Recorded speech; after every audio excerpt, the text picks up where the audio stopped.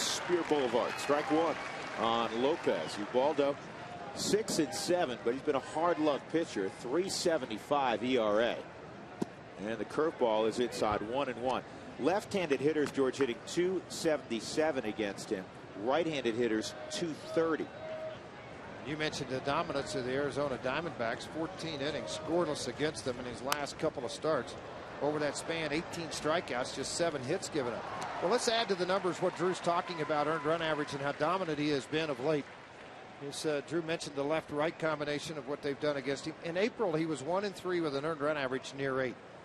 Since then, 5-4 with a 2.88 earned run average. Just almost unhittable guy. They just haven't scored a lot of runs for him. The run average run support around 5. That's a little skewed because he's had a couple of blowouts. 2-2 on Lopez. And the curveball buckled his knees. He just didn't get the strike call from the home plate umpire, Phil Cuzzy. So it's 3-2. Not often you see a left-hander buckle against a right-handed pitcher. No. And it's inside. So Felipe Lopez draws a leadoff walk. That'll bring up Alex Romero. The Rockies all year have done a good job of keeping the walks to a minimum. Ubaldo, in his last outing against the Dodgers, walked only 1 in 7 strong innings, gave up a couple of runs on 5 hits, struck out 4. Well, Colorado has done, Drew, you mentioned you always like to have that 2-to-1 ratio, walk strikeout as a team, 246 walks. That's gloved in the air by Tulowitzki. So Romero's retired. And Tulo has such a great glove, middle infielders in this game. If there was any way he could have picked that up on the short hop, he would have, but obviously it stayed up in the air. Yeah, you got to make the out react to the baseball. As I was mentioning, 246 walks, 520 strikeouts, 2-to-1 ratio, what you're looking for. The hits, not many, just 37 over the innings pitched, 740 to 707. And you were a pitcher, and you study pitchers all the time, Fraze.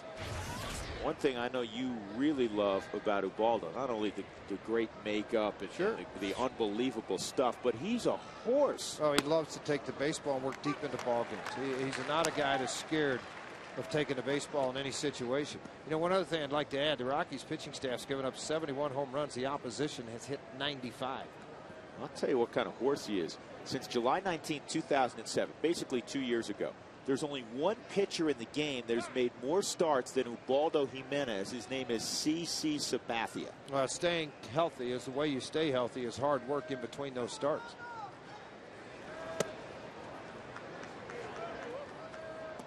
One ball, one strike on, for me, the best hitter in this lineup, overall hitter. I mean, Reynolds has the most power, clearly, but Stephen Drew is their best hitter. And last night, he nearly had a cycle. He had the hard parts done. He had the double, triple, and home run. He had a cycle last September. Yeah, the whole family. A couple of hitters and a pitcher, first-round draft picks. All 3 of them. Yeah, there's so many remarkable stories in the game of baseball, but the fact that 3 different brothers were all drafted. If you're all drafted, that's some kind of story. But to be drafted all in the first round, runner go, and then it's fisted foul. Yeah, a hit and run on. He got a fastball that he normally would not swing at into the zone at 96 miles an hour, but up a little bit. That's one that you close your eyes and swing because you know it's going to be painful. It's going to hurt when you make the contact. Trying to watch A.J. Hinch and see who's actually running the game down there, because a lot of times they will lean over and make a comment to Kirk Gibson, his bench coach, to relay the sign to Chip Hale versus a manager getting it. Because of the Rockies have a very astute coaching staff that will watch those signs to try to pick off. That's why sometimes you see the pitch outs. Chipped foul. And it's 1-2 on Stephen Drew. 251 average, 6 home runs. He's driven in 33. Ubaldo Jimenez went 3-1 with a 2.89 ERA in the month of June. He had a 2.88 ERA in 6 starts in May. Even though the wins aren't there yet, George, for me, he has turned another corner. He's taken another big step. Well, he knows he's accepted himself to the big leagues, believing in the fact that he has a chance to go do it. Yeah, there's all the signs. A.J. giving them out to Chip Hale at third base as the third base coach. You see Kirk Gibson look over, checking to see what's on, what the relays are. He has the stopwatch to help A.J. time out how long it's taking Ubaldo to get to the plate.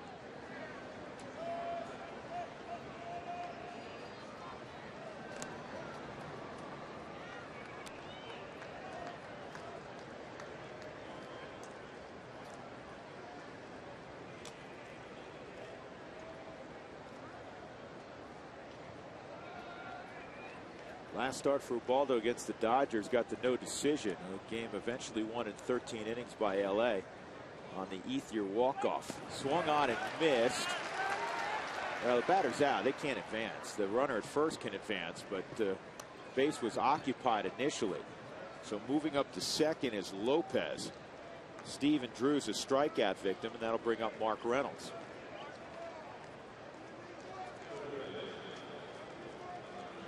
So a wild pitch allows Lopez to move up. And again, Mark Reynolds will step up.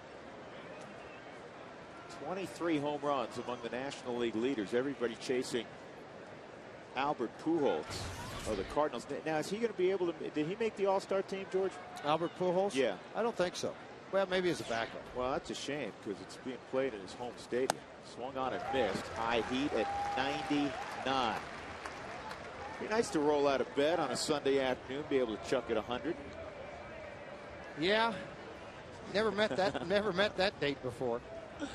No matter what day of the week it was.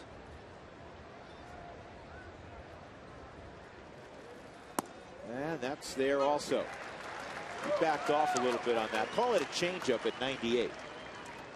Also, with the other thing he's doing, allow him to throw a little bit harder. With the runner at first base a minute ago, he's 1-2-8 to the plate. Here he's about 159 to 165. So he's sitting back on the back leg a little bit longer. Allow him to gain a little more velocity out of it. And take a look at that up around your eyes at 98. Pujols has 31 home runs. San Diego's Adrian Gonzalez next with 24. And then Mark Reynolds with 23. And a ground ball for Tulowitzki. Charged it, got the in-between hop. Nice job by Troy. Good inning for Jimenez. He walked to Lopez leading off.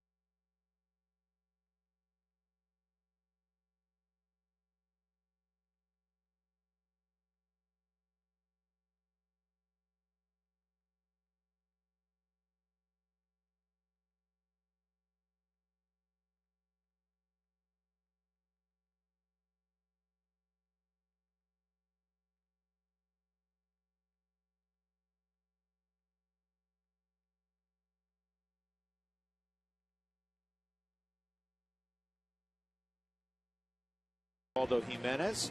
Torey Alba joins the conversation. Boy, that curveball you had fell off the table. Jim Tracy's lineup presented by Southwest Airlines. Seth Smith will be up top. He had the pinch hit knock last night, hitting close to 500 as a pinch hitter. Today he'll get probably 4 pinch hits. Brian Spilborghs will bat in the 2-hole today. Todd Help, Brad Hopp, Garrett Atkins.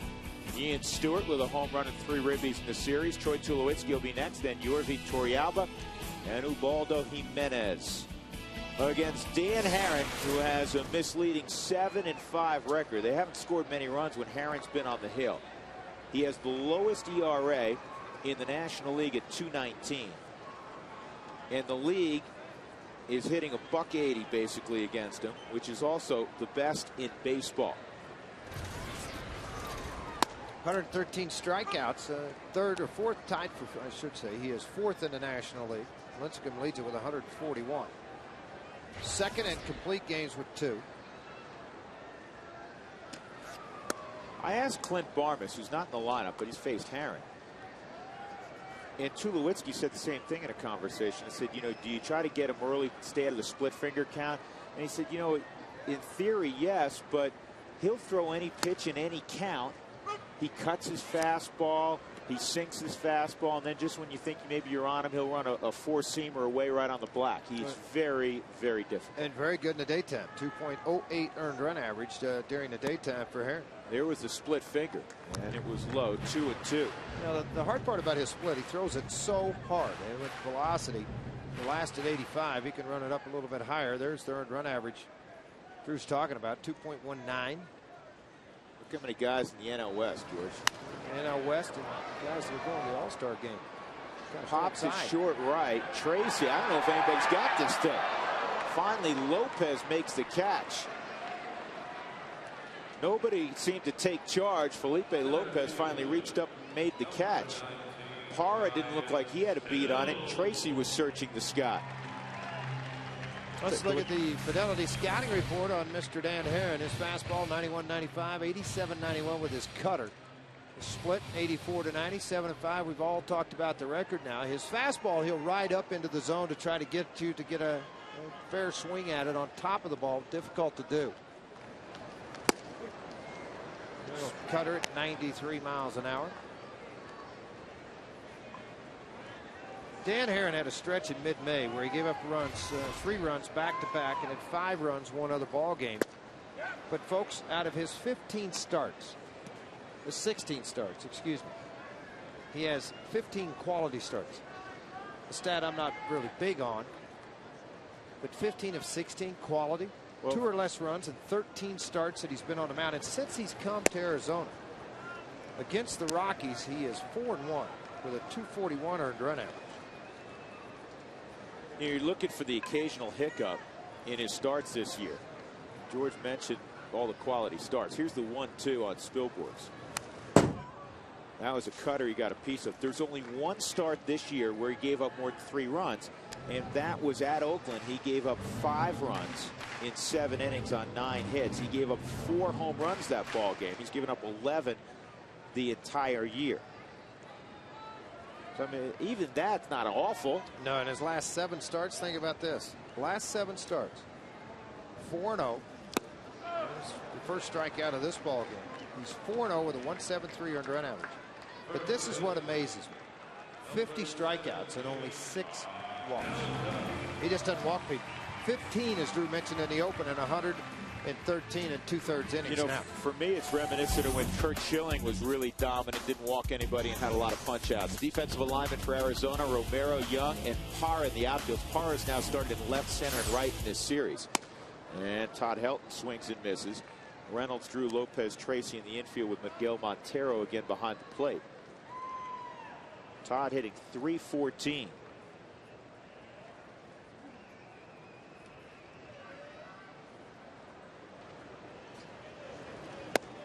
That pitches away 1-1.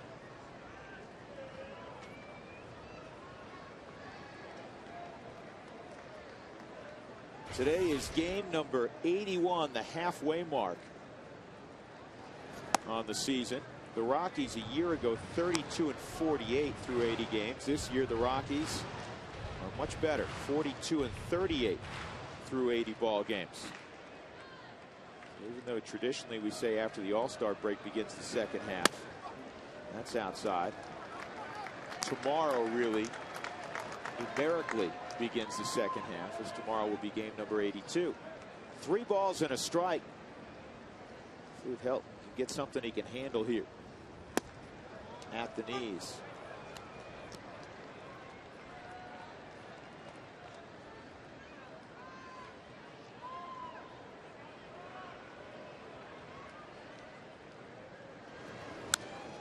And Todd fouls back the fastball that was on the inside corner about knee high. Brad Hopp, all-star Brad Hopp, get used to that, is on deck. Well, there's always individual accomplishments that you like to think about as a player. Making all-star teams, obviously one of those.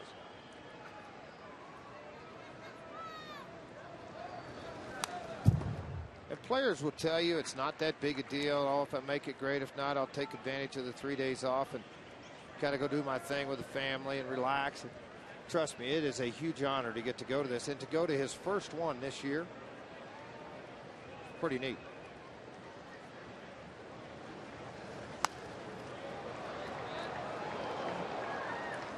Maybe if Todd George foul off about another 60 or 70, the Rockies will get Aaron out of there early. And there's the Rockies' other all-star, Jason Marquis, who will pitch tomorrow against the Nationals. 3-2 again with 2 outs. Everybody up here on the left side of the stadium right now is having a really good time. This is the 10th pitch coming to Todd Helton. Boy, Dan, I'm glad you bought these seats over here. This is pretty good. This is good. You didn't tell me we were going to get like 8 or 9 balls up here when Helton hits.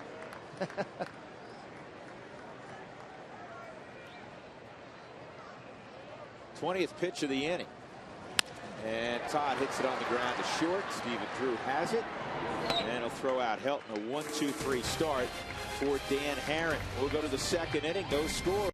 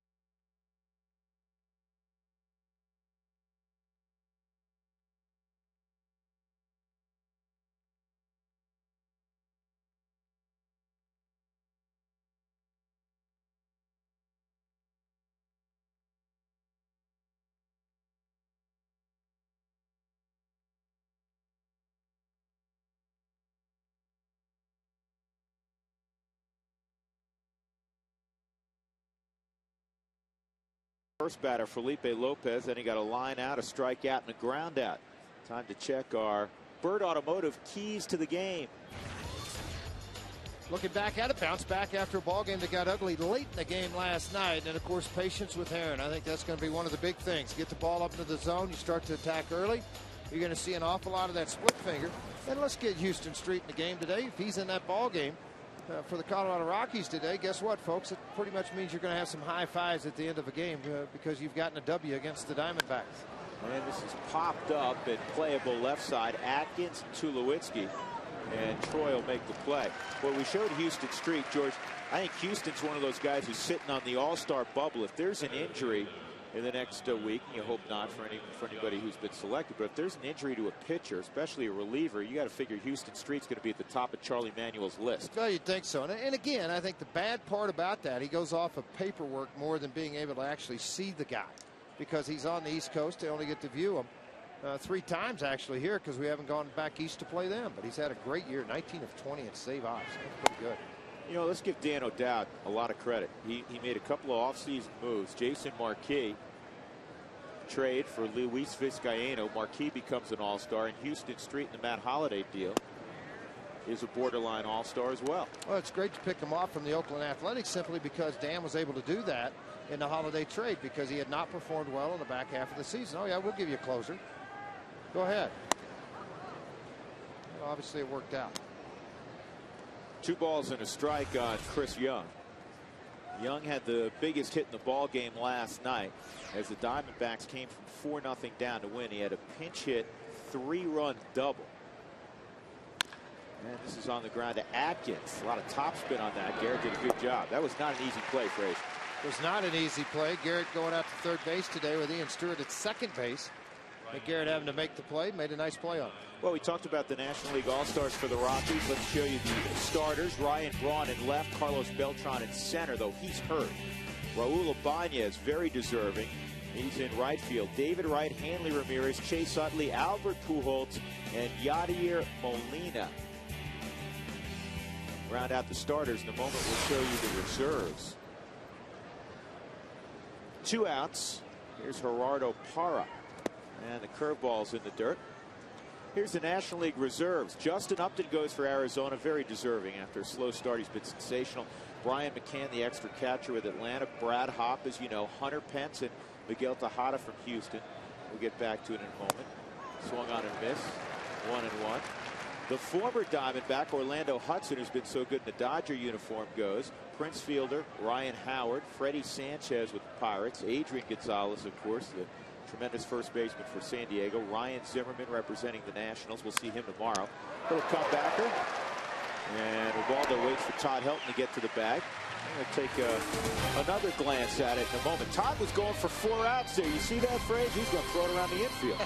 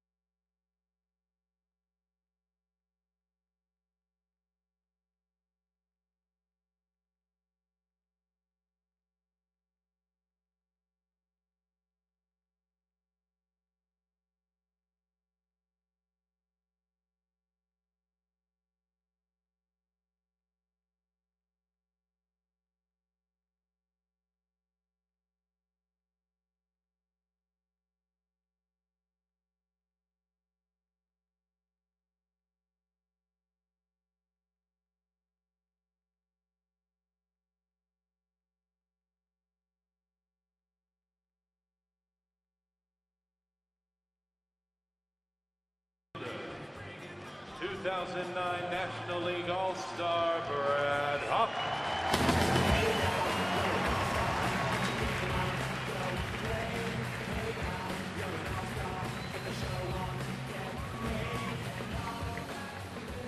Bottom of the second inning. Another look for the Rockies at Dan Herron, who had a 1-2-3 first. It'll begin with All-Star Brad Hopp, hitting .331 with 13 home runs and 56 RBIs, among the National League leaders in virtually every offensive category. And here was Brad's reaction on learning that he was an NL All-Star for the first time.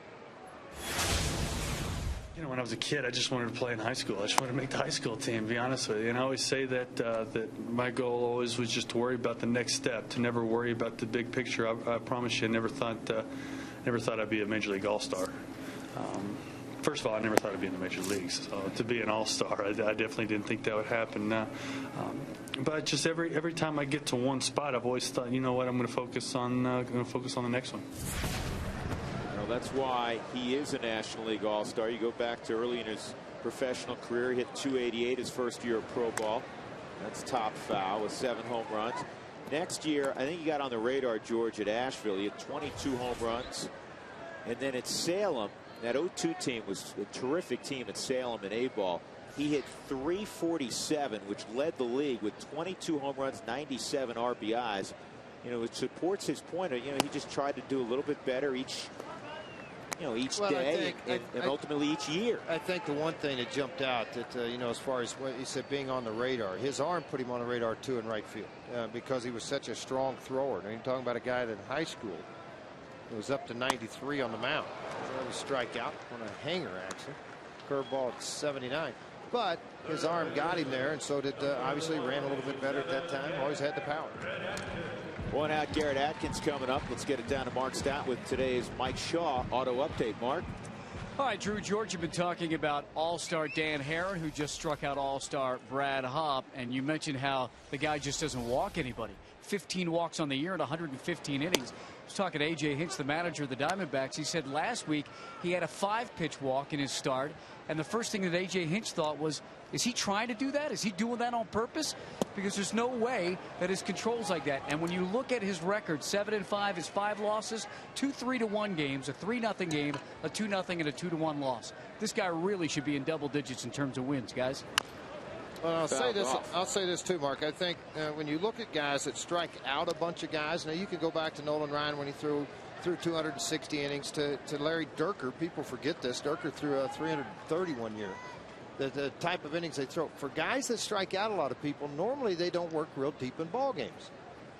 This guy works deep in ball games because he gets really short, quick outs on outs that aren't strikeouts. George, it's also very difficult, unless your stuff is filthy, to be around the plate that much and not give up your share of hits. Strike 3 on Garrett Atkins. He knew it. That is 3 punch outs in the first 5 hitters. Well, any hope that maybe Herron would be a little bit off? No indication of that through the first 5 batters. Fans, feed your Rockies fever at Taco Bell. If the Rockies score 7 or more runs during any game, you know the drill. Go to participating Colorado Taco Bell locations the next day. Between 4 and 6, feed your fever with 4 tacos for $1 with the purchase of a drink. Only 1 order per customer. Slider, strike 1 on Ian Stewart. The Rockies, you know, Mark was running down the times he's been defeated this year. The Rockies beat him 3-0. He went 7 innings. He gave up only 1 run. This ball is ripped past Glenn Allen Hill, who hasn't moved that fast since his playing days.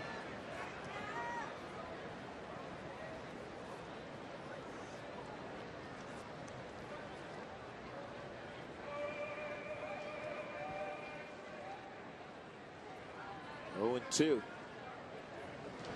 And this ball is pulled to first base, and Chad Tracy runs to the bag, and it's a 1-2-3 inning again for Herron.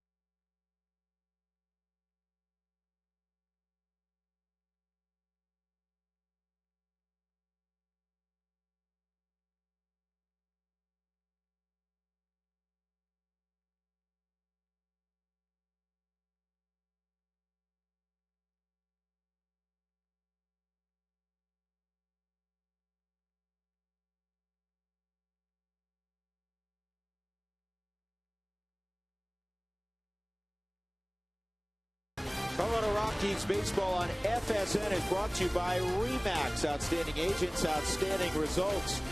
by Searchlight Channel 888 on your Comcast remote for real estate, automotive, careers, and more. And by Taco Bell, think outside the bun.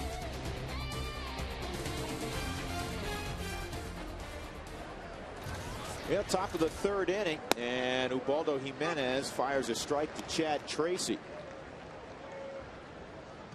Tracy batting in the 8-hole, 4 home runs, 19 RBIs.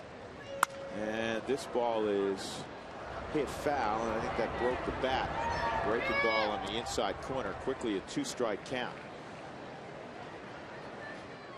George, even though a starting pitcher is not literally competing against the other starting pitcher except when he steps in the box, you are keenly aware of the reputation of your opponent, are you not? Absolutely you are. See, and again, I've heard people say what you just said. You're not competing against starting pitcher until you get inside the batter's box. But the thing is, you know what? You look, you would love to have Ubaldo as your 4th starter going against somebody else's 4th. Because that's a number 1 going against the number 4. Chances are you're going to win pretty good. When you get matched up constantly as 1-on-1, those are tough, and it usually gets shuffled around because of off days and rain delays, and people getting skipped in turns and other things. You don't normally end up like it's Aaron Cook versus Brandon Webb every start the rest of the year when they play each other. But you put a guy like Ubaldo out there against somebody other than Herron, put him out there against a Petit yesterday, like a Cook against a Petit. You like your situation pretty good. Fastball up 1-2, and your margin for error, is slimmer. Well, you could look at a 1-0 game, 2-1 game. You could look at a marquee game. You could look at the game that Hamill threw in L.A. It goes 8 innings, gets beat, gives up 1 run. Yeah, you just don't go out to the ballpark and figure, club's probably going to get me 5 or 6.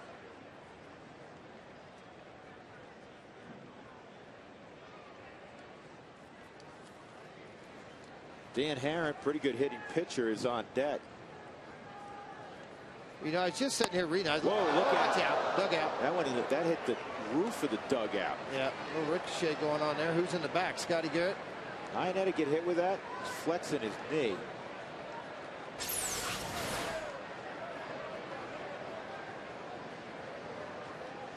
Ricochet. So Glenn Allen and Chris Iannetta, I think, got slow that down again.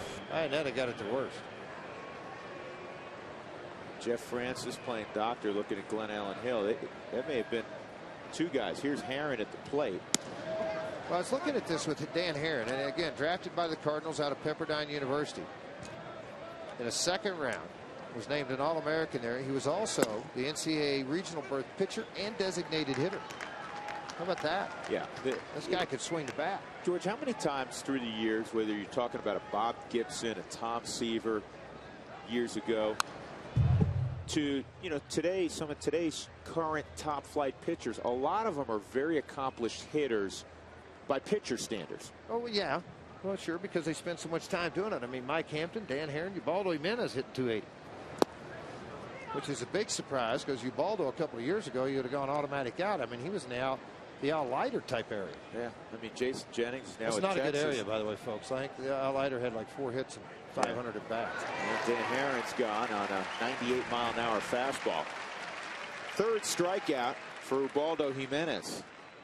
Folks, there has not been a hit in this ball game. There's been 1 base runner, Felipe Lopez, a leadoff walk. American League All-Star starters, Jason Bay, very deserving for the Red Sox and left. Josh Hamilton's been hurt a lot.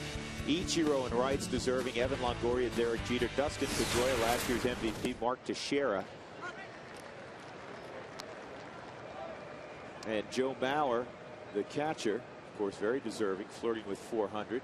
Here's the 0-1 on Lopez. And now the reserves for the American League. He's dominated the All-Star game over the last several years. Adam Jones, Kevin Youkilis, Victor Martinez on the ground to deep short. We'll show it to you again next inning. Good play by Tulowitzki. Another great inning for Ubaldo Jimenez. We'll go to the bottom.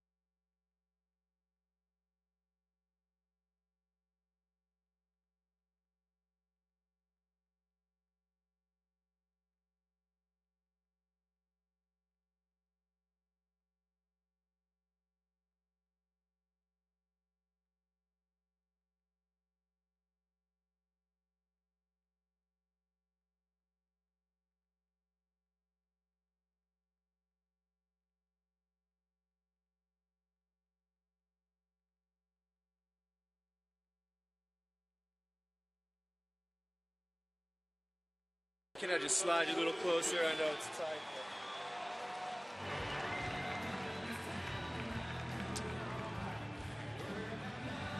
No score. We go to the bottom of the third inning, bottom third of the order for the Rockies. Drew Goodman, George Frazier upstairs during every Sunday home game. FSN is teaming up with ColoradoDads.com for the Be There for Your Kids baseball experience. We welcome to the booth David Miller and a handsome devil.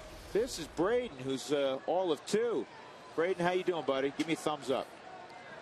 He's there out. He's out. Too many TVs. He hasn't seen this many TVs in a while. Wondering why Dad has the earmuffs on with that thing hanging out. Tulowitzki rolls one to short. Steven Drew's going to throw him out. Well, all right, Braden, with a little help from Pop, you're going to ask us a question, huh? Yeah, exactly. What do you got?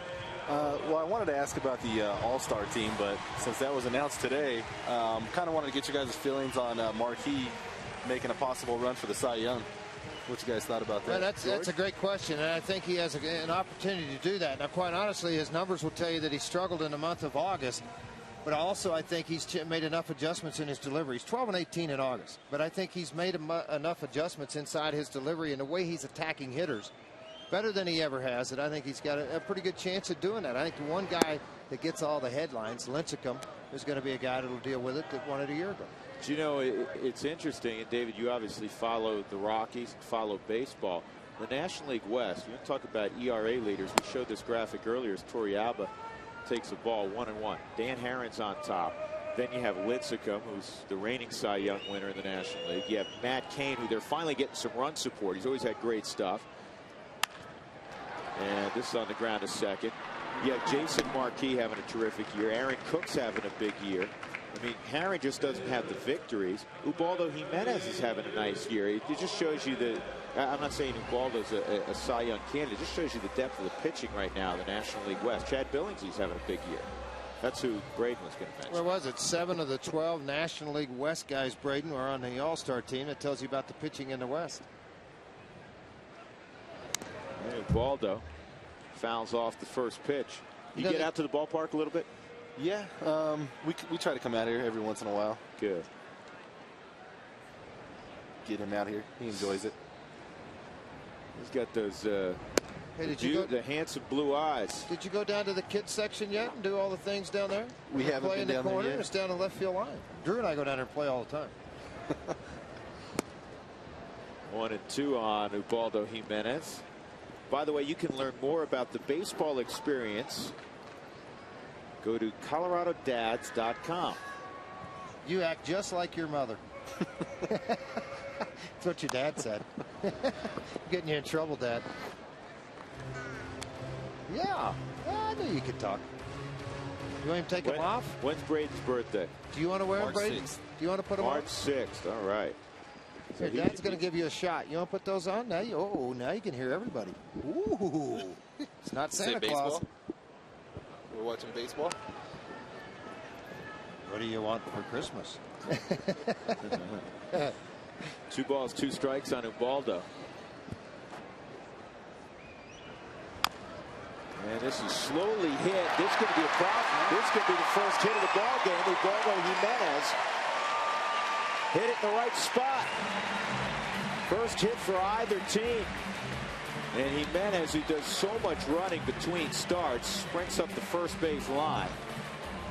Hopefully he's okay. You don't want to see him get hurt running out a leg hit like this. But you see here too, his follow through carries him to the first base side, so it makes him difficult to get back to a ball like this. And then Jimenez sprinting up the line. I tell you what, and one thing that Jimenez does in between starts, Ubaldo works poles, is what they call it, folks. And you sprint to center field, walk to left field, sprint back to center, walk to right field. And it is a dead sprint that he gets into.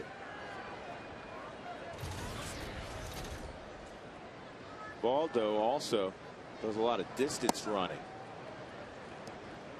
And like, all the players, not only in baseball, but in every sport, he hits the weights and he hits them hard. He has got, George, much bigger and stronger over the last year from, when we saw him certainly a couple of years ago. I mean, this is a big, strong, athletic guy. Well, when he signed, he was 6'2" and weighed about 160 pounds. Now he's 6'4". He's grown a couple of inches. And he weighs in the neighborhood of the 200 to 215. It's just a matter of becoming a man and working at it to maintain that. 1 ball and 1 strike on Seth Smith with 2 outs. I'll tell you what that hit does, if nothing else, it's this kind of game. You want to get Herron off the hill. So now he's going to have to throw whatever, 4, 5, 6 more pitches in this inning. And hopefully it's a lot more than that. 2 balls and a strike right now on Seth Smith. This ball's pulled and it goes underneath Chad Tracy. Jimenez is going to continue to third. For the Rockies with runners on the corners, and Ryan Spilborgh's coming up. Now, Chad Tracy, it is his first error of the season. Of course, he's missed an awful lot of baseball, too. You're going to see this ball hit. Jimenez right there. He just got to get out in front of the baseball. And as he scooted over to stay in front of that ball, they scooted right by him. Jimenez just gave it a peek over the right shoulder and realized he had the time to get to third base. Well, it opens up a lot of things, too. And I'm going to look very carefully at Herron. He leads their club, or no, he's second on their club with 3 wild pitches because of the split finger. You know, the runner at third base, if it gets far enough away, might be able to take advantage of that also. You're in the top of this lineup with the Rockies. 1-0 on Spilborghs. That's the 75th error committed this season by the Arizona Diamondbacks. By percentage, they came in 15th in the National League. They have been an awful team defensively. Interesting. You talked about the pitch count with Herron and how it continues to climb as they get deeper into hitters. 7 pitches to get the first 2 outs, and then it's been expanded now with Ubaldo's base hit, and then now the error at first by Chaser.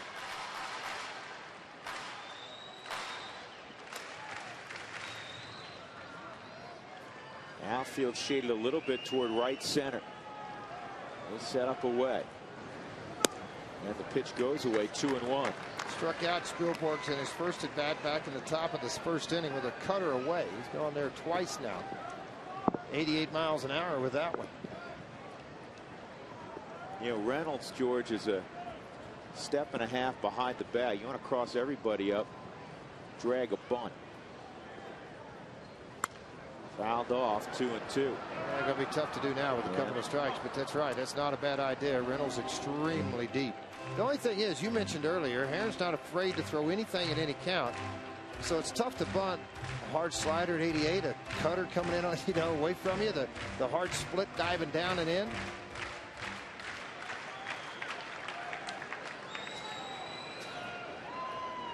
Two.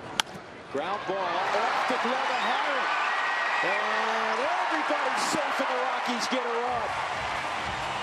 How do you like that?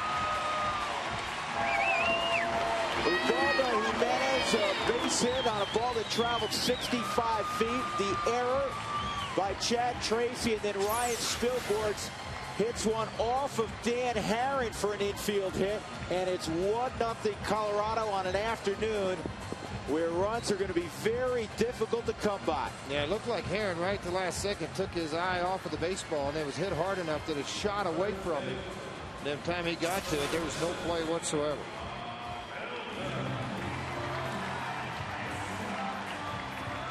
Talk about an inconspicuous beginning to a rally, huh, George?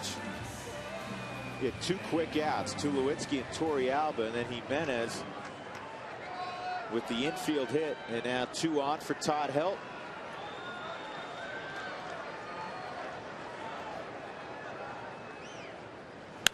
And Helton gets a base hit. Smith around second. Here's the throw to the plate. It's on line. Safe at the plate. Underneath the tag is Seth Smith. Going to third base is Spilborghs. 2-0 Colorado. Parra made a perfect throw to the plate. I don't think Montero obviously did get out in front of the plate to try to block it because of the slide coming in of Seth Smith. Here's the line drive to base hit to right field by Todd Helton. The throw coming in right on the money from Parra. 1 hop, but see how deep behind home plate that Montero is. You get that far back after receiving the baseball. Again, like Iannetta last night, here's the overhead shot of it. He is very deep first priority, obviously, to catch the baseball. Then as you turn, you don't know how close the runner is. He didn't have time or anticipate getting out in front of the home plate area. Most catchers will get out in front of the home plate area 3 or 4 feet to make you go around, or even 2 feet to get around them or to run you over. Yeah, there it is on the Hyundai cam. You see that he's caught the baseball, foot's on the plate, and then the tag applied. Yeah, they don't want to give you any part of the plate. I was surprised how deep Montero was. Here's Hop, and Brad rips it to second. But on the outfield grass, Lopez is there. In the inning, the Rockies rally with 2 outs. They lead all of baseball at 2-out RBI.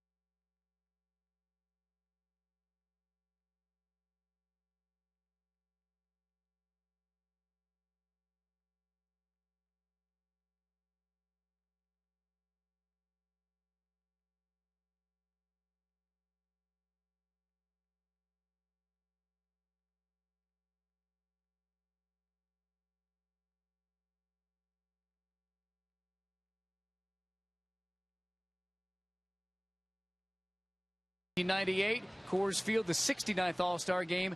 Diamondbacks' first year of existence. Name the Diamondback that was in that game, and the Rockies that represented Colorado back in 1998. The answer coming up. Back up to the booth to Drew and George, guys.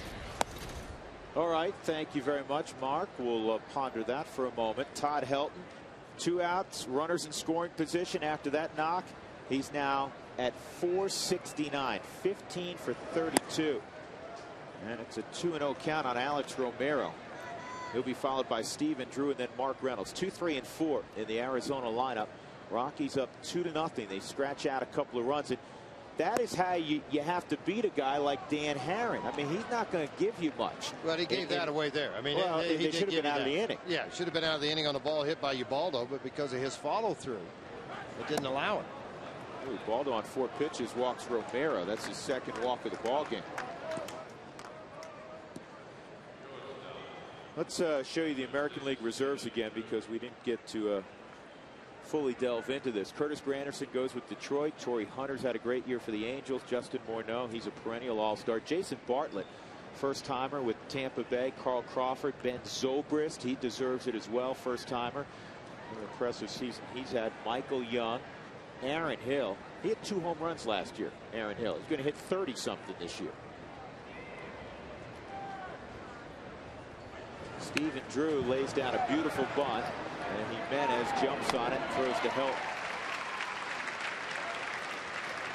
You know, you have very good athletes for the Rockies on their in their starting rotation. I'm talking about Aaron Cook. I'm talking about Jason Marquis naturally.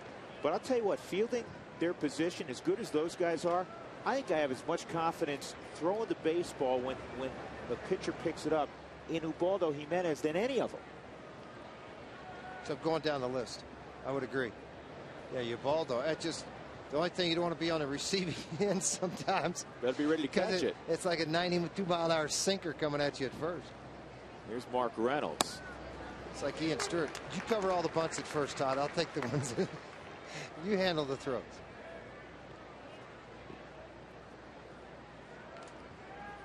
think about the strategy. It's kind of a tip of the hat by A.J. Hinch, George. In the third inning, down 2-0. Your 3-hole hitter's up, a leadoff walk, and you have him sack bunt. That's a tip of the fedora to Jimenez. No, sure it is. He knows it well, and to Herron, they know it's going to be a tight game the whole way through. And that looking at what Ubaldo's done in this ball game, get a guy in scoring position and hope with one out, one of these next two guys can drive him in. Montero in the on-deck circle and Reynolds at the plate. That's not bunting with your 7th or 8th guy. You're not going to bunt with your 8th guy or your pitcher coming up unless you get a pinch hit. Swung on and missed. Reynolds is dismissed. But you bunted with your 3-hole hitter. And now, with 2 outs, Miguel Montero will come up. That was the 4th strikeout for Jimenez. By the way, again, our thanks to David Miller and his son Braden. The next Be There for Your Kids will be next Sunday. You can learn more at coloradodads.com. That's on the inside corner for a strike. 98 miles an hour. I'm trying to think, when was the last time Ubaldo didn't bring that 95 to 100 stuff? Well, you know, last time, realistically, folks, was at the start of the season. He was 92 to 93 miles an hour. And I said at that time he had his spring training tired on because he had gone to the World Baseball Classic. He came and threw a couple of bullpens. One game, he went over there, pitched in 1 game in 10 days. Came back here, threw a couple of bullpens, and then here he was thrust into the season. You run through it, and I can't explain it. Relievers have it too. You hit a tired arm in spring training, and everybody, well, what's wrong? Hitters are catching up to. No, it's just you've built your arm up, then it gets torn down with the work, and then you build it and get back up again. Torrealba going out to make sure Jimenez doesn't make a mistake here ahead of Montero. 0-2. Got a runner at second and Alex Romero. Last start for Yorvit Torrealba, June 1st against the Houston Astros.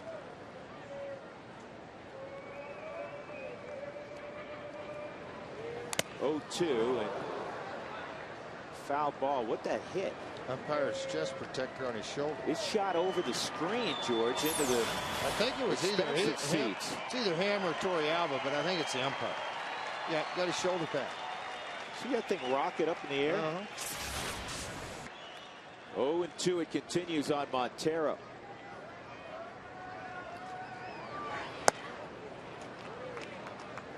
I'd like to see a chart. You know, we talk about where pitchers work. What's their average fastball for the day, for an outing? Jimenez, you'd have to say his average fastball is 98. That's all we've seen, 98, 99. Yeah, it's been a couple at 96, but last year, he lead the National League at 94.8. He led baseball. All of baseball, the average fastball per start.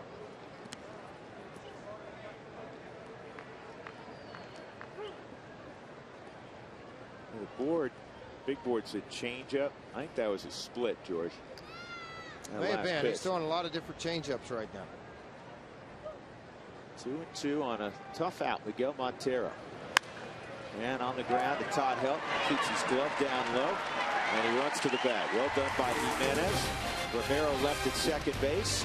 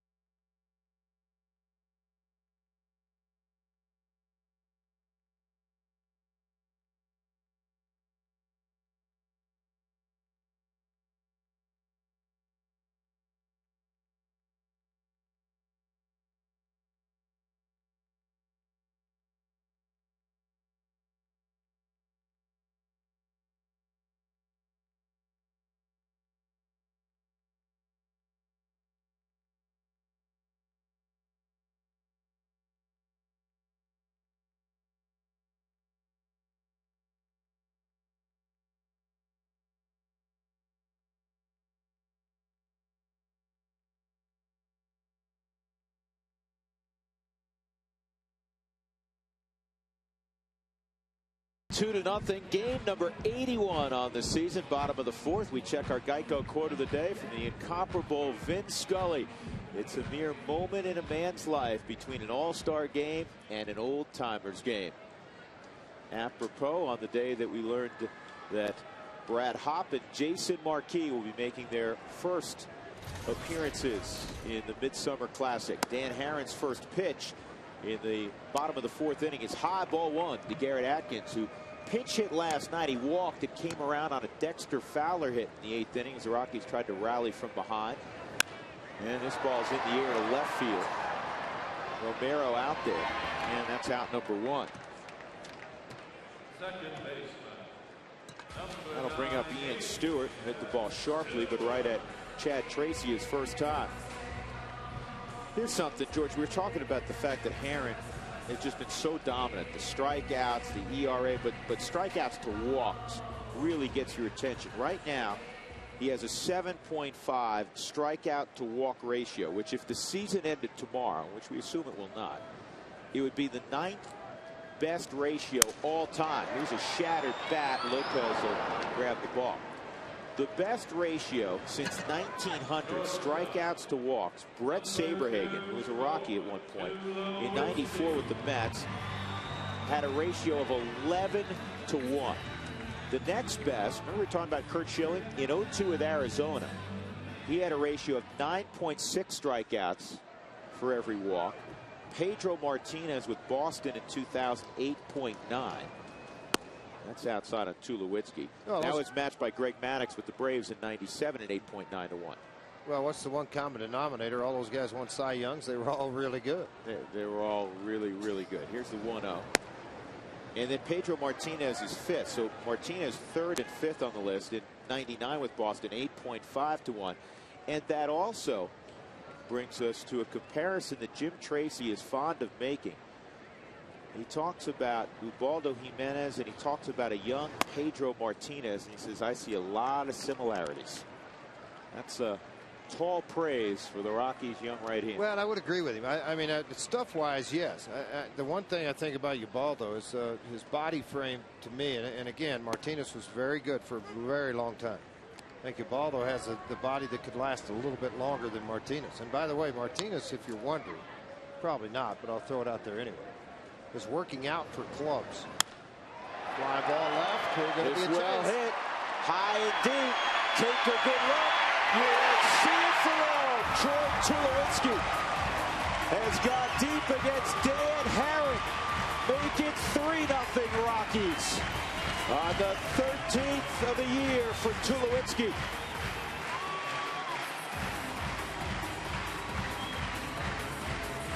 The 12th home run that Dan Herron has given up on the season on a deep, high fly ball. Tulowitzki caught a split that didn't split. Stayed right up into the strike zone for Tulowitzki, about belt high. Romero, all he can think of is, man, that ball carries in here. It's the second time in Tulowitzki's matchups with Herron that he's taken him deep. Only two other Rockies have home runs against Herron. Hilton's got a home run against Herron, one of his 3 hits. And Garrett Atkins owns a home run against Dan Herron. Here's the 0-1 on Torey Alba. And Yorvi hits a fly ball to right center field. It's hit a little bit better than Chris Young realized. He misjudged that. Torey Alba has himself a double. Chris Young, who's one of the better defensive center fielders in the game, completely misjudged that. You remember 2 nights ago on Friday, he flat dropped the high fly ball. He whiffed on a fly ball. I mean, it just went right by the glove when you're talking about that on Friday night. Here's this big fade on it. I think he was playing awfully shallow in center field also, and this ball got out into right center field. Ball's carrying a little bit as the temperature starts to rise at Coors Field. The wind, not really a big factor here. That opening area out in the gap in left field. Here's the guy who broke up the no-hitter. And Jimenez grounds out to second base in the inning. Troy Tulowitzki with his 13th big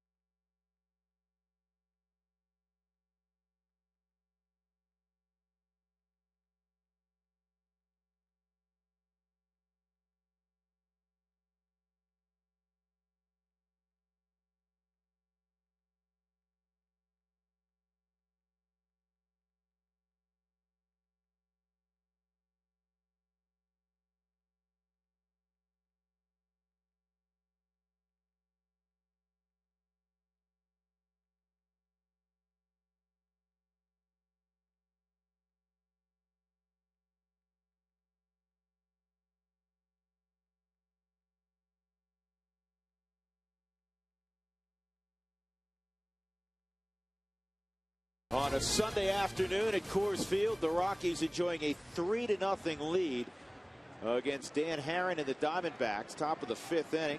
Ubaldo Jimenez will face Chris Young, Gerardo Parra, and Chad Tracy.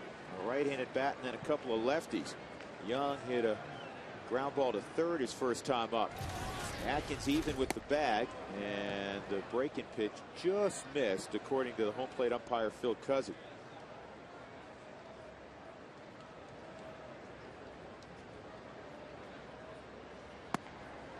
That's a strike on the inside part of the plate. The Coca-Cola Value Pack is the best deal in the ballpark. You get 4 tickets, 4 hot dogs, 4 Cokes, parking, and a Rockies magazine, all for $49.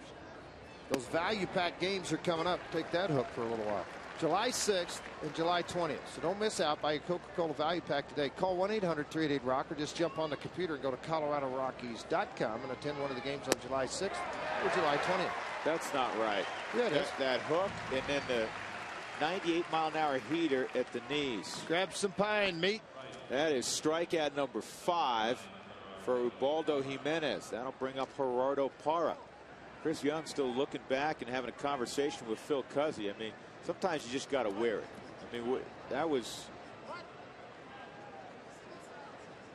You can hear Cuzzy now. He's having a conversation with A.J. Hinch. I don't think he wants to have a conversation, though.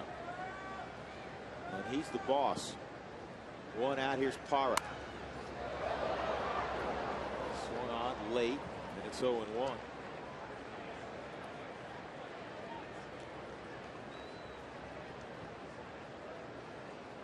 Arizona a year ago at this time, 41-40, leading the West. That's strike 2. And they're in the cellar right now at 32-49.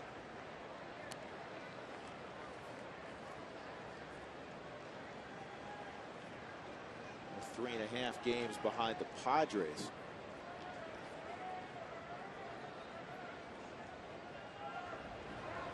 The 0-2, and Torrealba blocks the curveball. It's 1-2.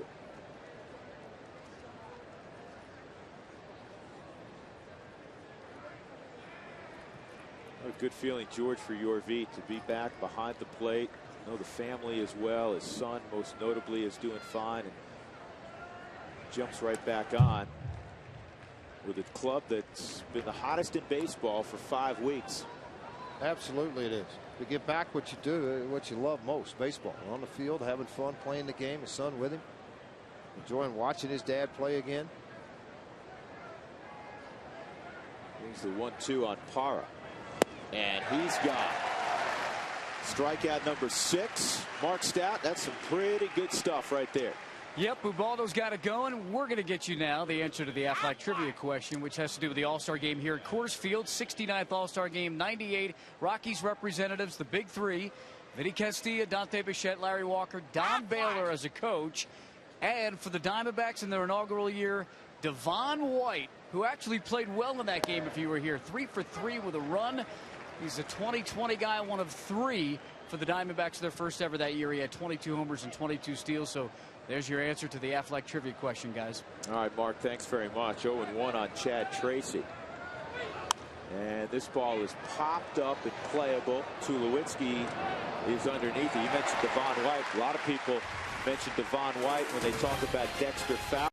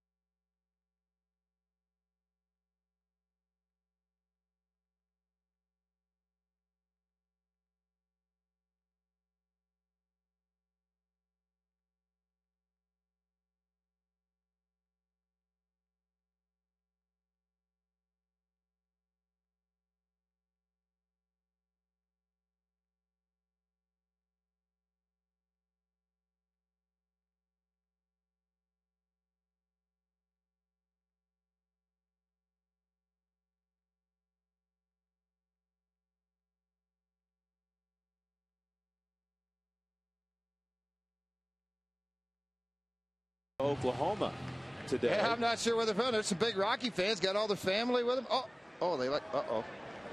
You got to question their sanity. No, but you have to question their sanity, honestly. They are so kind. Thank you. Absolutely. Here's Seth Smith to lead things off, and he promptly pops it up to left field. Alex Romero makes the catch, and Fowler is retired. That'll bring up Ryan Spilborghs. The Rockies up 3-0. This date in history is brought to you by Dex. Dex knows, July the 5th, 1991. In a unanimous vote, final approval is given by Major League Baseball owners for the Rockies and Florida Marlins to join the National League beginning in 1993. And I remember when that news came down very well. I need to do something real quick. What's that? Won't take long. Bill Brown, who comes to a lot of the ball games here, wrote me a note today and sent it to me. I want to know if Joe Frazier, that went to Nathan Hale High School in Tulsa, was my brother. No, he is not. But Joe is doing very well, and he lives in Broken Arrow now. Joe Frazier was a heck of a fighter out of Philadelphia. Well, Joe Frazier managed the New York Mets, too, but it was spelt different. Forgot about that one, didn't you? No, I didn't. You did. Dougie was like, that a baby. Oh, the bat goes flying again on the foul ball. And it was Gonzalez last night. I had a little trouble with it. Well, and then with George, we had the one earlier, Chad Tracy. Yeah.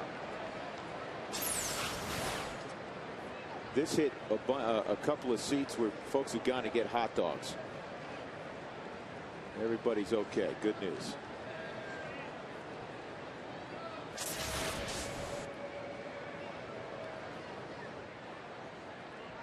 One ball, two strikes on Spilborghs. Spilly got the Rockies on the board with a base hit off the glove of Dan Herron.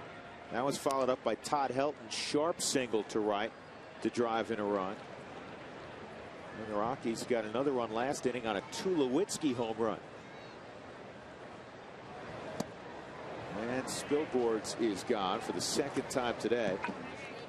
That is the fourth strikeout for Dan Herron. Look, I know you can't come to all the games at Coors Field, but they got some mini plans lined up now that are pretty cool. You can line up your own 15-game mini plan in the second half. You choose from those 15 games and save up to 30% on individual tickets. The mini plans include postseason tickets, rights, if the Rockies so happen to get there. 303 Rockies, or go to ColoradoRockies.com to order now. 6 ground ball outs, 4 fly ball, 1 big fly against Herron, and 4 strikeouts.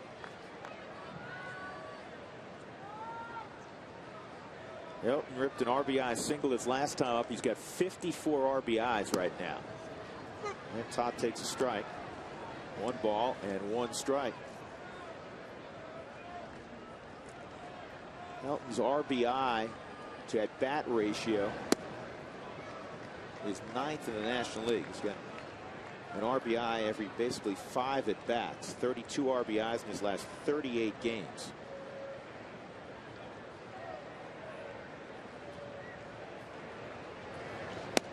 And the slider just missed, and it's 3-1.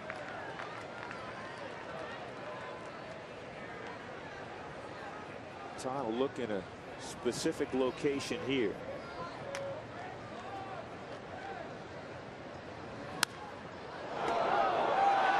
That's a nice grab.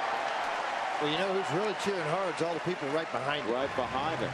Yep. They have a new best friend. Yeah, Drew and I always talk about it. If you're right there in that line, you got your son with you, you know there's a lot of kids down there, make sure somebody brings a glove. And everybody's really happy that he did. What a snag. Bring a glove and pay attention. Helton drives one to right center field and deep. Did he get it? No. But he got himself a ground rule double. Gerardo Parra couldn't catch up. Another 2-bagger for Todd Helton. And that is number 493. Oh, look at this. There's the split again. But when you look at the split today from Herron, some of them have huge bite, as it did on the strikeout of Spilborghs. Others are working flat across the zone. Helton thought he'd got this, and I think a lot of times why these balls on a split do not get out of the ballpark is because of the heaviness of the baseball. And you go heaviness, they all weigh the same. But when you split or throw the hard sinker, it is a heavier baseball when it is caught by the glove and then hit by the bat.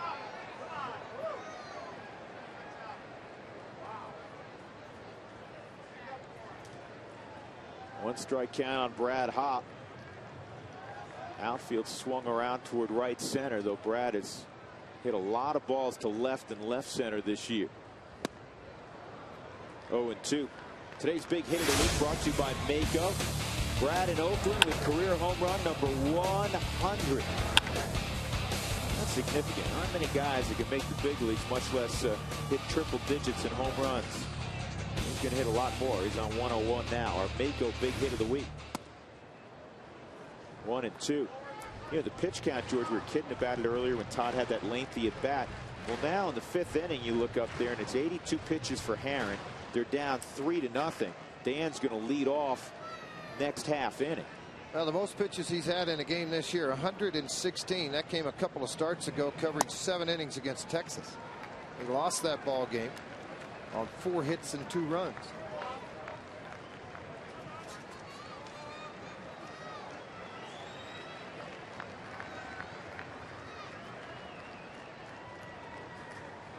So Hops worked himself back into the count. Helton at second. Here's the 2-2. Inside, 3-2. A little cutter.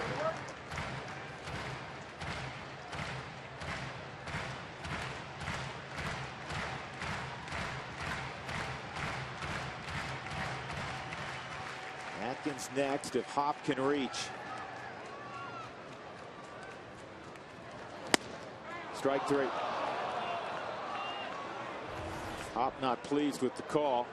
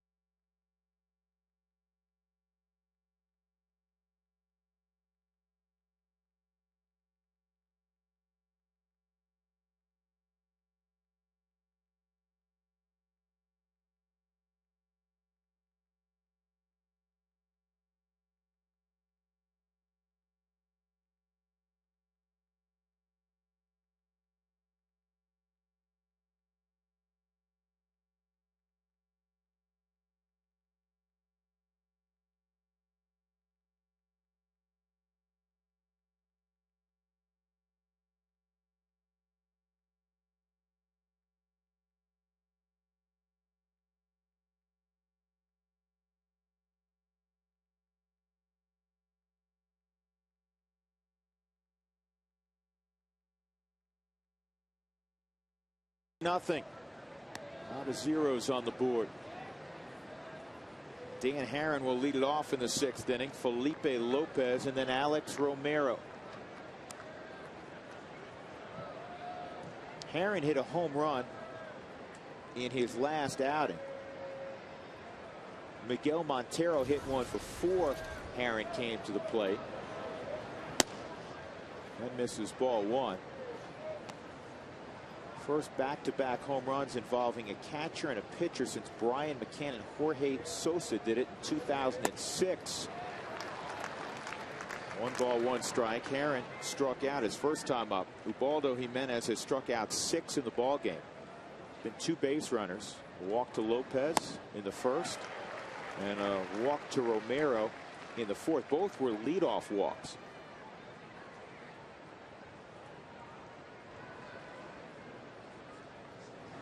Here's the 1-2, and it's chopped foul. Well, the All-Star voting is not quite over with yet, Drew. I know you know this. July 5th through July 9th, you can vote for the 32nd player.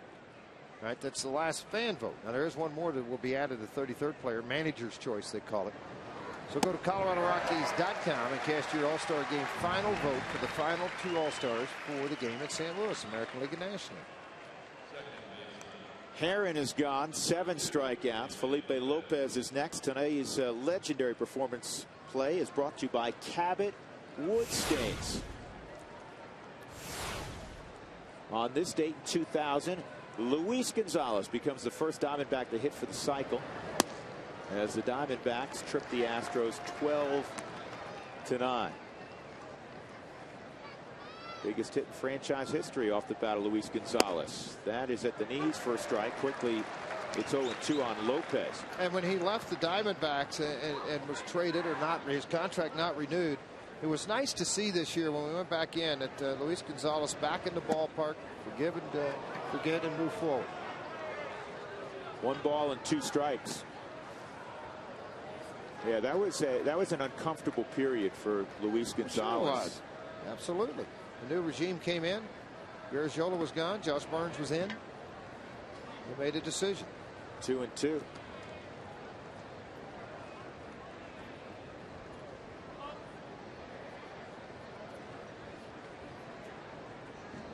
.74 pitches in for Ubaldo Jimenez. And that's inside 3-2. The guys on the ballot give you the American League, National League guys that you can vote on. And a little comebacker. Jimenez to help in the National League, George. The guys that you can vote on. Christian Guzman, who again we'll see tomorrow with Washington. Matt Kemp, who we see all the time. Mark Reynolds, who's here obviously. Pablo Sandoval with San Francisco. What a terrific young player. And one of my favorite players in the league, Shane Victorino, with the Phillies. In the American League, give you those in a moment. Alex Romero, 0 for 1 and a walk. And that was a swing suggesting I am badly fooled. You like that as a pitcher, don't you? You just got to giggle a little bit. I mean, come on. I mean, even a hitter's got to giggle a little bit at this thing. It's just reminiscence of a swing I saw one time against Bert Blyleven with Terry Kennedy, left-handed bat, right-hander. Bert threw him a curveball in Pittsburgh, and he swung so badly that came up and the bat hit the bill of his hat, the bill of his helmet, and cracked it. Had to get a new helmet. That was very close. Both of those last pitches. 2 balls and a strike. The American League options: Sean Figgins, Brandon Inge, great year with Detroit. Ian Kinsler with Texas. 3-1.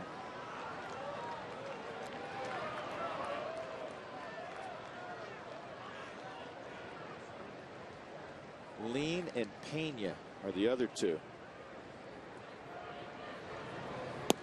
Ball 4, so a 2-out walk to Romero. That's the second time that he has lost Romero. That'll bring up Stephen Drew. Windshield chipped or cracked, don't wait. Call Colorado's #1 team, Elite Safelite Auto Glass, at 303-287-5000 or visit safelight.com. Carlos Pena, of course, with Tampa. And Adam Lean has had a good year.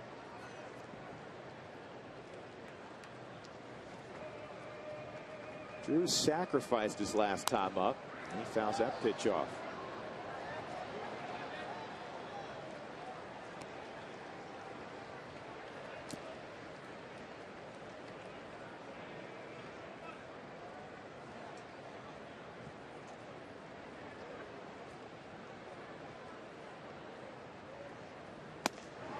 Hardy with the swing. 0-2.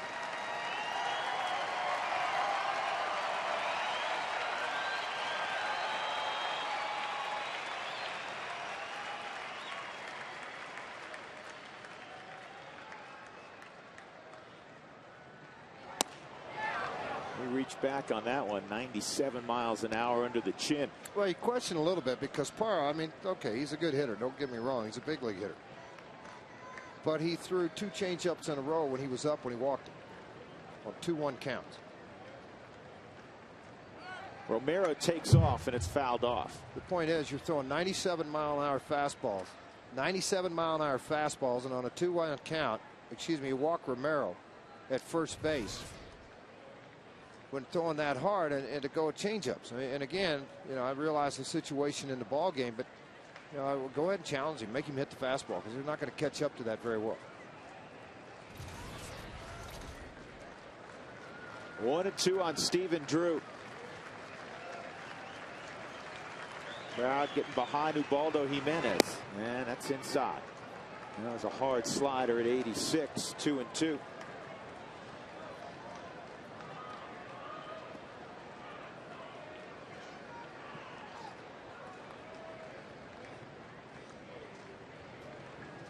Bob Apodaca watching Ubaldo. Got the clicker in his hand. Counting the pitches.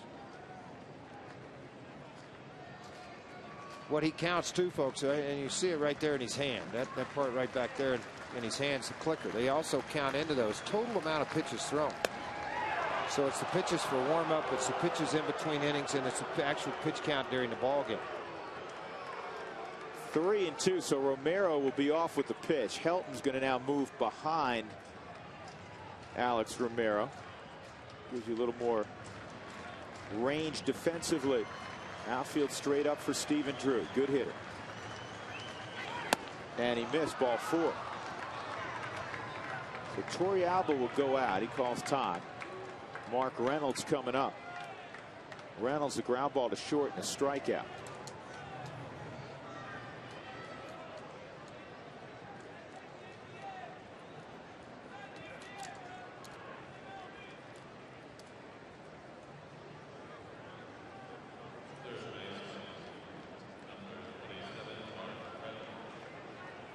Torrealba, native of Venezuela. Ubaldo Jimenez, a native of the Dominican Republic.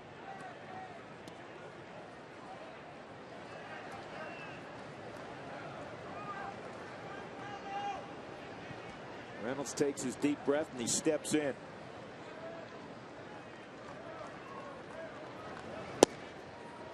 And that misses, ball 1. Work as hard as you can. You need to get ahead of this hitter. Then it makes everything else that much better. The changeup, the curveball, the slider, if you're ahead in the count. If you work yourself into fastball counts a lot, 95 to 98, you got a very good fastball hitter at the plate in Reynolds. And it's fouled off, 1-1. One of the real difficult things to do, George, for a hitter, when you have a guy who throws as hard as Ubaldo, is to think not big, because you say, boy, I got to do more to catch up, and just think quick, just get the bat into the strike zone. Well, you got to turn it up very quickly. I mean, the hands to the baseball, everybody talks about it, but it's just the adjustment's got to be much faster. Home run swing on a pitch that was turned loose in the high 90s by Jimenez. Hopefully you feel this crowd now in the Hyundai camp. Falls by him in a heartbeat. Up above that lead elbow. Ubaldo's had a high this year of 127 pitches, 100 pitches or more in every start except for one. That was in Tampa. Or in LA, excuse me. This is his 92nd. High and deep left field. Turned foul. It did not. It's a 3-run home run for Reynolds. Not only does it tie up the game, it breaks up the no-hitter with 2 outs in the 6th inning. Man. On a 1-2 pitch, Reynolds got a 97-mile-an-hour fastball and hit it out. Yes, he did. The pitch previous, this ball up a little bit and more at the belt line, I should say, down from that previous swing and miss pitch. Caught too much of the plate. Reynolds knew it. He gave you the hand clap at the plate, and did he ever get it? Almost to the concourse here at Coors Field. But after a couple of 2-out walks, come back and throw the fastball into the zone, and it's a shame when you lose everything. The shutout, the no-hitter on one swing of the bat. And the lead, which is ultimately most important. Now it's 2-0. Because of the walks and some deep pitch counts, the next delivery will be the 95th for Jimenez. 24 home runs, tied with Adrian Gonzalez for second in the National League.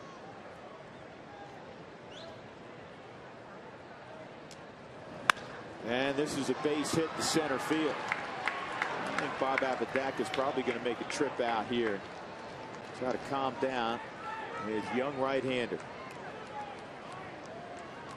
I don't know how you call it a mistake. I mean, we as announcers fall into that pattern of saying, oh, this is a mistake if a guy hits it good. It's a 97-mile-an-hour fastball, George, that he just swung through. So give Reynolds credit. But exactly. The other side of that, though, the pitch he swung through was on the lead elbow and up about chest high, and he tried to get it. The pitch he hit out was out over the plate and below the belt line about 4 to 5 inches. So it was in a hitter's zone more so than what the high fastball was. But you're absolutely, they practice too. You've heard me say that numerous times. Hitters do practice. And you see Jim Tracy, he was looking at the matchups he wants to try to have and where this game's going to go. So he was at the lineup card, and he made the phone call to the bullpen to Jimmy Wright to get the matchup up who he wants.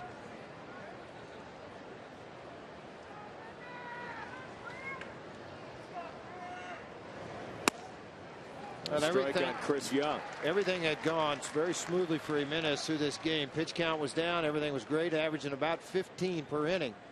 Had a short inning back in the third, the 11th, or in the fifth. He only had 11. This inning been extended. 31 pitches for Ubaldo. He's due up fifth in the inning.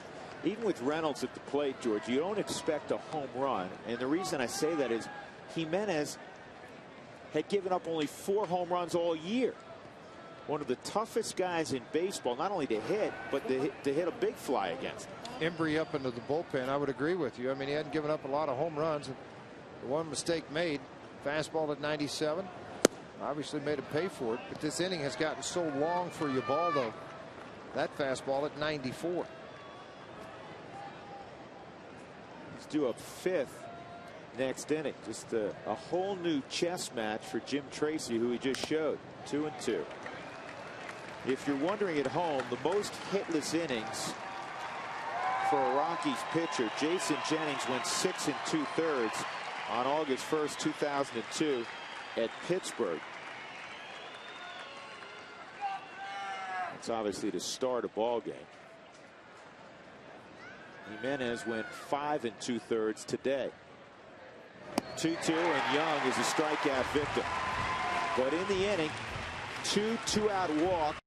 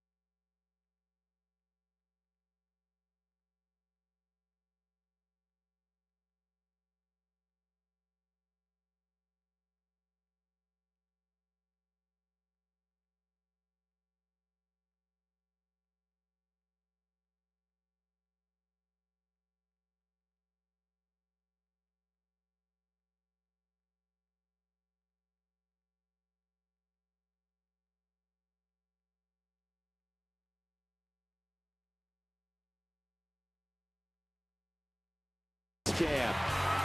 Here's the throw to the plate by Parra, and the slide by Smith just beat the tag of Miguel Montero. That was a frost-brewed Coors Light freeze cam. The Rockies had 3 runs against Dan Herron.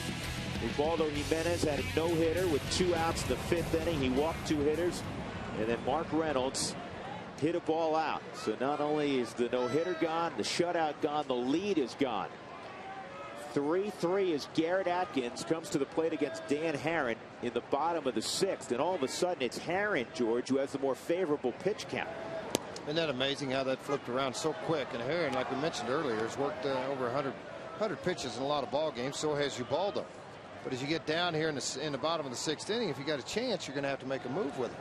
Well, he's due up third in the top of the 7th. Yeah, a little different. I mean, both these guys swing the bat well. I mean, Hinch is looking at his lineup card. Tim Tracy's looking at his. They're trying to figure out where they're going to go, which way you're going to go. Keep something else in mind. Garrett Atkins pulls it foul. On A.J. Hinch's bench, they have an extra pitcher right now, George. And one of the reasons is that they're at Coors Field, so that they wanted the extra pitcher. So his bench is short. They're not carrying 3 catchers. So, you know, Luke Carlin is probably out of the mix. That leaves you Upton. It's a big, there's a base hit to left for Garrett Atkins. That's a big bat coming off their bench. Tony Clark, their premier pinch hitter. And then Augie Ojeda, who you need in the middle of the infield if you double switch or do something later on in the ball game. You gotta keep him back. So they're not. There's one big option certainly in Upton, and Tony Clark still has a presence, but not as many options for A.J. Hinch in this tie ball game. Well, the bench is short. And that's one thing they chose to do, to come here to Coors Field, because they knew Petit was going to be throwing and they needed that extra arm. That happened yesterday when they activated Petit. They sent Ryan Roberts out. 7th hit for the Rockies. Stewart checked his swing. Scott Barry agrees. I'm just wondering if Garrett Atkins and Dan Herron had met up in college, because he went to UCLA, talking about Atkins, and Herron to Pepperdine. Both Atkins 29, Herron 28. Sure they did.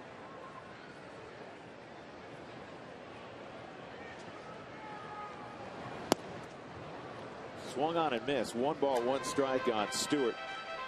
Hit a ground ball to first and a flare to second.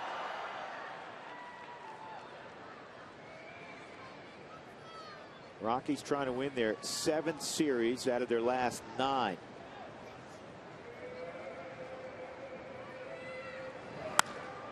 And this ball in the air to center field. Chris Young has all kinds of room. Tagging at first is Atkins, but he's not going to be able to move up. Send it down again to Mark Stout with today's great Colorado Payback sideline report. Mark. All right, Drew, I am out here with Sam and Nolan Javis. They are from Broomfield, and we're going to give you some interesting tidbits about the All-Star game. I'll start with you, Nolan. Who has the highest batting average at All-Star games? Derek Jeter. Jeter does, right, 479. And Sam, who's the youngest guy to be an All-Star? Dwight Gooden. Doc Gooden. He wasn't even 20 in 1984. He pitched for the Mets. Lefty Gomez, the most wins at 3. He's a Hall of Famer. And the All-Star game, of course, coming up in St. Louis. You got your Cardinals hat on. And, of course, the Rockies are Brad Hopp and Jason Marquis there representing Colorado. Say go Rockies. Go Rockies! Thank you, guys. Let's go back up to the booth, guys. 2 very knowledgeable fans, and they know the history of the game beyond their years. That's something. Here's Tulowitzki, and the 0-1 pitch is high. 1-1. Tulo, his 13th home run back in the 4th inning to give the Rockies at that time a 3-0 lead. He'd love to hit another one right here.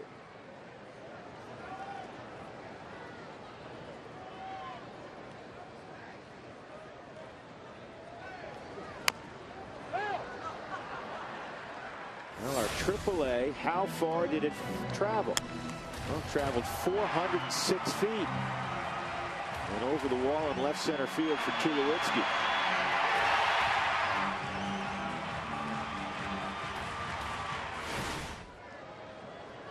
Tulo behind 1-2. Rockies and Diamondbacks meeting for the 9th time this year. Season series tied at 4 apiece. That was the 96th pitch for Herron.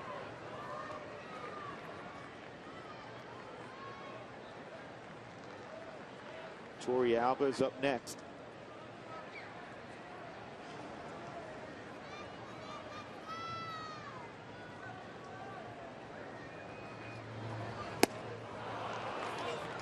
Two outs.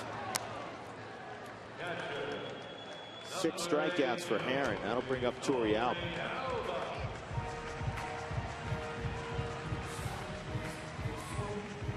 Yorvita had a double to center field his last time up. Also a ground ball to second base.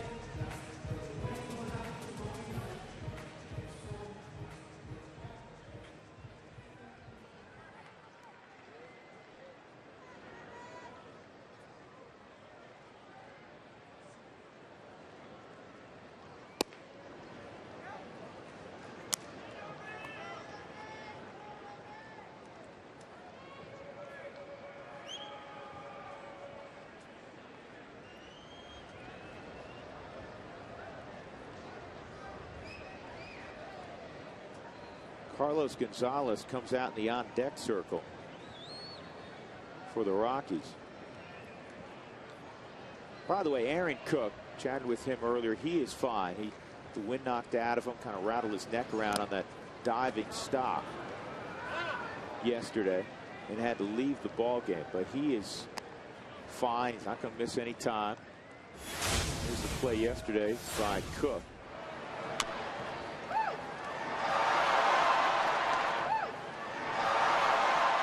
But he had trouble catching his breath right after that. And the 2-0s fouled off at the plate, 2-1. He also, you know, we were speculating a little bit about the back. Said his back feels great. Well, that's good. I was the one speculating. I'm not sure you were. I was, because I saw him stretching and moving around out on the mound in between the 5th and 6th, and then, you know, all of a sudden that happened. And I thought, wow, here you go.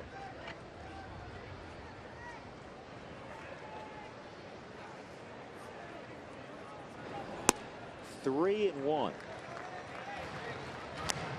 And that was pitch number 101. And a tie ball game. Baldo looks on. The length of this inning, the extension of this inning, may force A.J. Hinch's hand. And it's popped up. Short right field. Felipe Lopez going out. Parra's coming hard. And a lot of white showing as Lopez makes the catch. So the Rockies got a leadoff hit by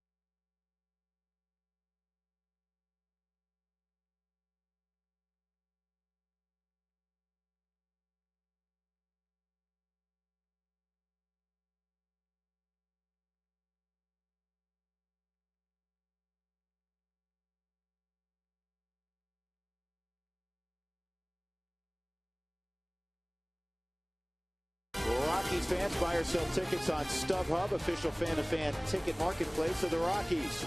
By Burt Subaru, leads the new Impreza for only $179 a month. By Big Brothers Big Sisters, donate your car to Big Brothers Big Sisters. You'll get a free tow and tax break, and you'll help change a kid's life. 3-3. Not a beautiful shot.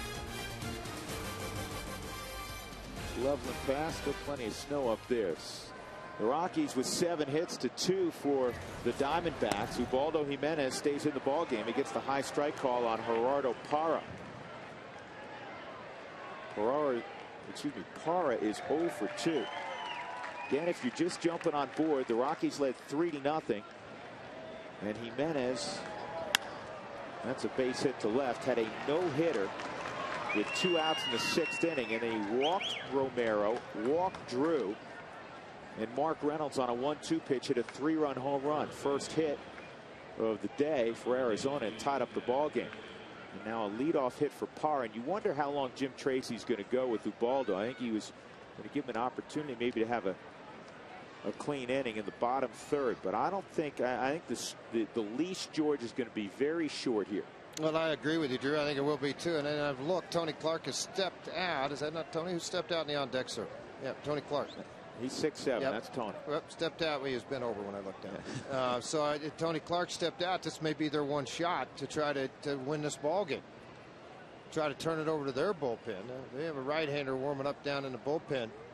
The big right-hander, Roush, warming up down in their bullpen. The Rockies have Embry on the left side and Rincon on the right side. There's 6'11" John Roush.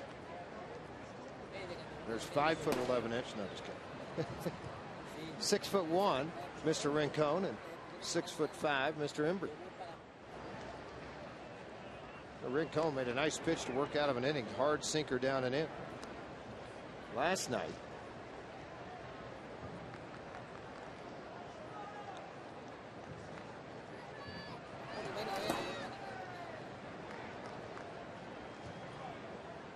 Jimenez, George, you always talk about stressful pitches. It's 103 right now. That's a strike. But he had to work hard in that last inning. 34 pitches to get through that last inning. After 2 outs, he has 2 walks, one of them on 3 changeups in a row. And plus, with adrenaline, he had to realize that, you know what, there's a big 0 under the hit category. It's now the 6th Sure, inning. and then all of a sudden a 3-run home run, and then you get, that big balloon got popped. Big time. This is popped up in the infield. Atkins and Tulowitzki. Garrett's got it. 1 out. And now Tony Clark will come up. Today's high-speed pitch is brought to you by Quest High-Speed Internet. It's always fun when Ubaldo's out there. He's hit 99, and Dan Herron's no slouch. 94 miles an hour, our Quest high-speed pitch.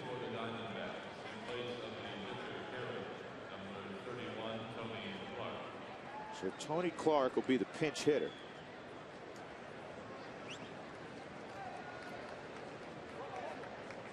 Tony still possesses great power.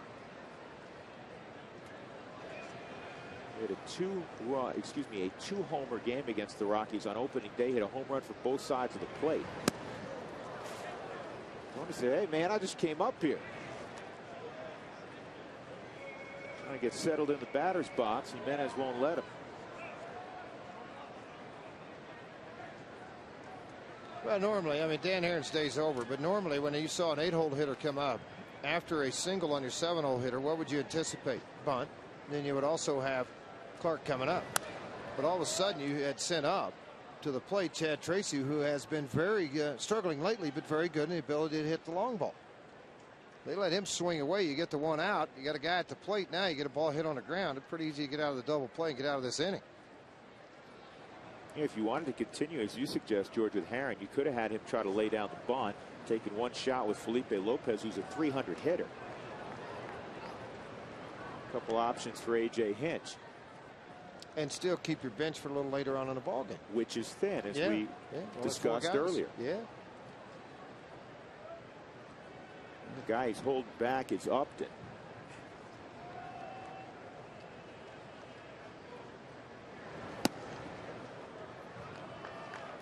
Two and 1.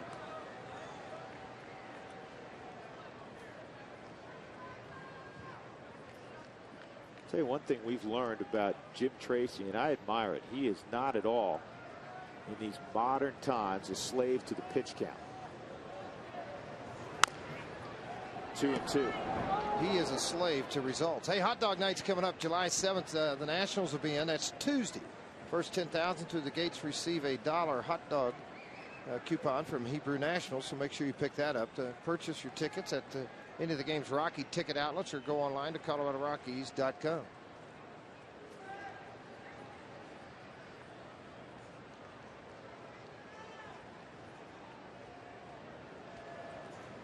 Two and 2. Wow, Clark started to go and then held up on the slider, so now runs full 3 and 2. You have to believe if Ubaldo loses Tony Clark, Jim Tracy will probably go to the bullpen.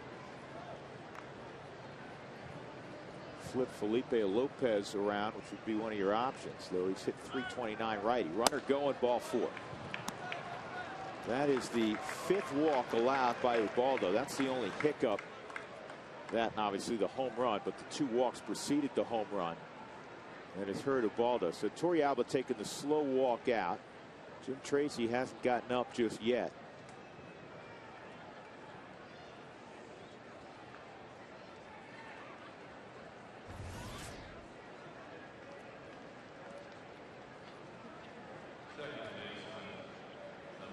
You know, what he's judging is not the 111 pitches.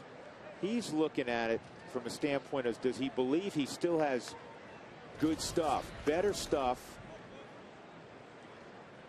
in this matchup than maybe his option in the bullpen? Right, but the other thing you got to be concerned about with yourself too, and again, you've got left-handed guys coming up, Felipe and then Romero. Here's what you got to worry about, Drew. Creating a lot of traffic for your bullpen. So in other words, hypothetically, if he walks this guy, now you got a bases loaded. You almost forced yourself into a situation that if I let him face him, then I got to let him face the next one too. It's his ball game to win or lose, basically, based on the effort he's put out. Just 3 hits, because he's going to get pinch hit for in the bottom of the 7th. Rincon looking on. He's ready.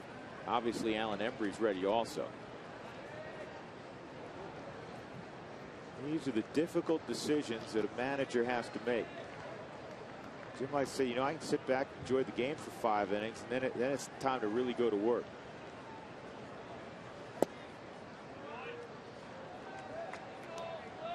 Ubaldo's fastball command, not what it was earlier in the ball game. That's kind of changing a little bit of location, trying to keep it in on the hands. Can't blame him for that. Stop all the extension. Runner taken off for third. Throw to third. Safe.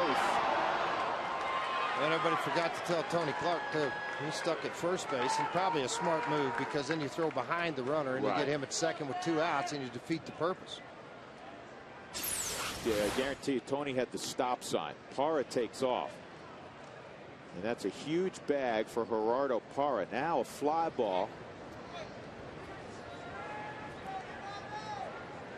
Or a ground ball and you don't turn 2, and a run comes in.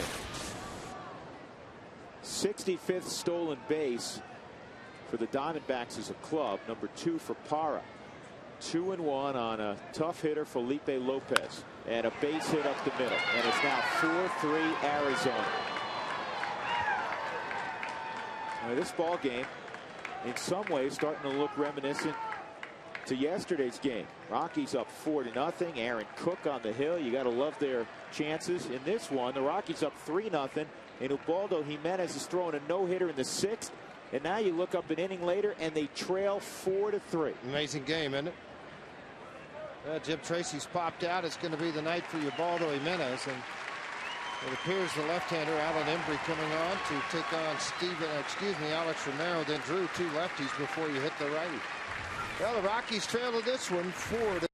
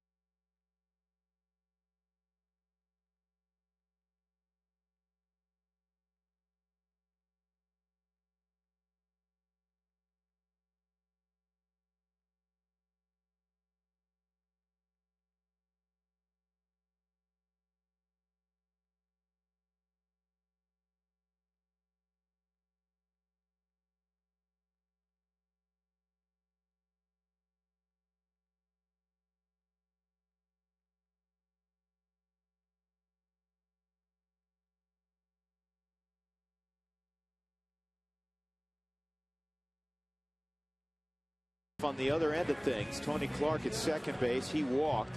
Felipe Lopez knocked in the go-ahead run. That was Gerardo Parra who scored. This call to the bullpen is brought to you by Comcast Digital Home Phone Service. Warm up to unlimited local and long distance. Call 1-800-COMCAST. Alan Embry, who was in the ball game yesterday, gets the call. A couple of lefties do. Alex Romero and Stephen Drew. And it is of paramount importance here after a rough night for the pen yesterday for the Rockies to keep this a one-run ball game with 9 outs to work with offensively. Yesterday, they were still in it when they had given up the 4-run lead, George. But then it became a crooked number, and now you're really playing uphill. Yeah, don't hang a slider to this guy, and particularly the guy in the on-deck circle. That happened yesterday, and he hit it out into the Rockies bullpen. Romero takes a slider for a strike. See, the only thing I'm surprised about now, there's got to be a starting pitcher that's a little quicker than Tony Clark with 1 out. Yeah, that's a good point. And maybe that underscores a little bit of the inexperience of the young manager, A.J. Hinch. I mean, Tony's got to be now among the slowest players in baseball. Well, I mean, he's 6'8", he's in his late 30s. Come on. I mean, you don't expect him to be fast. He wasn't fast when he was young either. No. I'm just talking about a base hit somewhere that gets off in. I mean, into the gap, he's going to score anyway, but right at somebody, he's not even going. And I want to point something out. That ball that Lopez hit up the middle, he scorched that. Ryan Spilborgh's center field. He's got a plus arm in center field. Parra doesn't steal third. You may have to play at the plate. Yes, I would agree.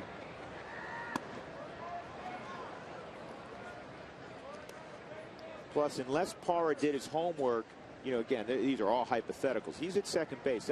That line drives to the left of the second base bag as he's looking at it. Unless he checked exactly where Stewart is, he may have to freeze for a beat to see it into center field. That's another good point. Yeah. But he swiped third. It's a moot point. This is a double play ball. There's 1. There's 2. So Alan Embry comes on. He does his job. He gets the 4-6-3 double play. But the Diamondbacks have taken the lead.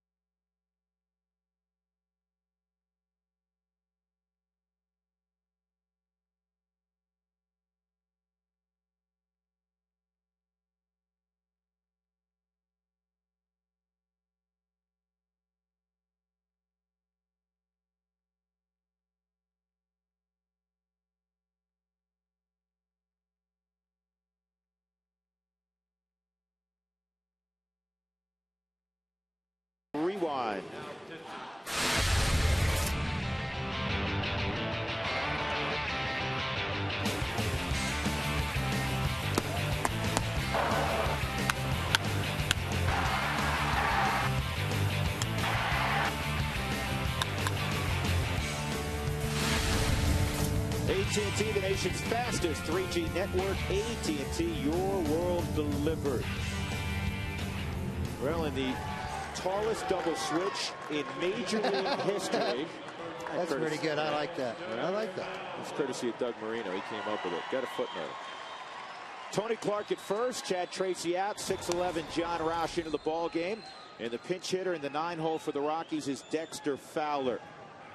This call to the pen brought to you by Comcast Digital Home Phone Service. Warm up to unlimited local and long distance. Call 1-800-COMCAST. Roush has struggled in a Diamondback uniform till lately.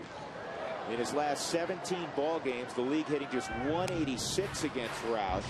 And lefties in particular have struggled. They're at 197 overall this year. Starting to pitch like they wanted him to pitch a year ago when they traded for him from the Washington Nationals. Sinker slider. He will run the fastball, or can run the fastball up into the low 90s. Fastball range in 91, 95. I've seen 95 a couple of times, but more importantly, that hard slider that he'll run up to 89. Here's the 1-2, and it's fouled off. Rockies trailing 4-3. Yesterday, they blew a 4-0 lead. That's just the largest blown lead of the season for Colorado. Game 3 of a 10-game homestand. That almost hit him. 2-2. Seth Smith is in the leadoff spot this afternoon for Fowler. He's the man on deck. Rockies got 2 in the 3rd, added a run in the 4th on a home run by Tulowitzki. Since that time, they have just a couple of hits. And this one is going to drop into left center field. So Dexter, a pinch single. And blazing speed aboard. Nice piece of hitting by Fowler, behind in the count. And let's check in with Mark Stout again with this afternoon's Mike Shaw Auto Update. All right, Drew, this ties in great. Obviously, Fowler pinch hitting. Seth Smith, his prowess at pinch hitting is kind of unprecedented at his age. I talked to both A.J. Hinch and Jim Tracy about that today. A.J. Hinch had flattering words to say about Seth Smith, and he knows Carlos Gonzalez because Gonzalez was with the Diamondbacks, and he said, you know what, I know Smith's not going to get a lot of playing time. He is today because of Gonzalez, but he compared him to Mark Sweeney. Jim Tracy, when I asked him about pinch hitters that he had as a manager, he went back to 2004 with the Dodgers. He brought up Robin Ventura and Olmedo Saenz. He said when he had those two guys on his scorecard, he looked over the other dugout and said, pick your poison. And he has Seth Smith right up there in terms of pinch hitting guys. Well, the guy I remember most notably is Olmedo Saenz, because from the right side, he hit the ball out of the ballpark. He was terrific. And Smith fouls off the first offering. How about Dexter Fowler for a kid when he's been asked to pinch hit, George? He's 3 for 6. Yeah, how about that? And a couple of RBIs to go along with that. Or excuse me, 1 RBI. So he's been sent up there late in the game to get a hit and drive in a run. Now you can put him in defensively and leave him there. Get a time on Roush, because this is a big man going to the plate. Typically not very fast. He kind of tries to make it up with his velocity. Dexter, 15 of 20 in the stolen base department. Rockies at the top of their order. Smith up there. Spielborg's on deck, and then Helt. 7th inning, 4-3 Arizona. Like what Dexter did. He jumped out and got his lead immediately. The big right-hander on the mound. And this is a pop fly to center field. 1-4-1. It wasn't as slow as I thought it might be. Center field. So Smith is retired. Spielborg's an infield hit 3 trips. I liked what Richie Dowd did there. He really made sure he had the attention of Dexter and of Spielborg. Getting the hit and run situation, bunt and run, put it over, put steel on, do a lot of different things. Spielborg handles the ball very well to the right side of the infield. So if he were to get a slider, a fastball away, he might be able to take it that way, get in first and third situation.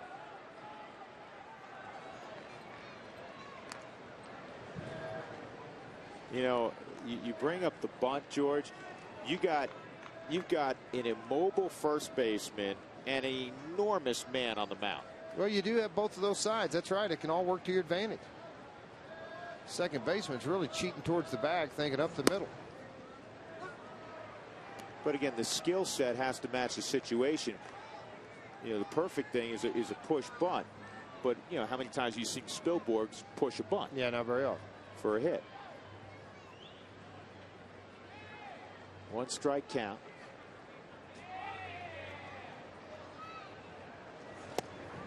That was a hit and run, evidently, that either Fowler missed or Spilborghs missed.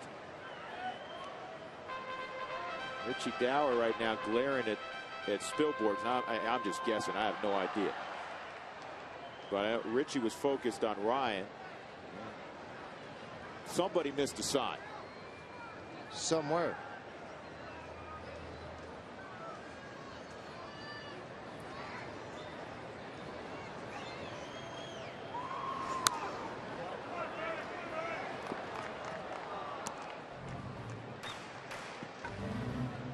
You play the Diamondbacks 18 ball games like everybody in your division, George. How frequently will the signs be changed? It's been a while since the Rockies have seen Arizona. Right.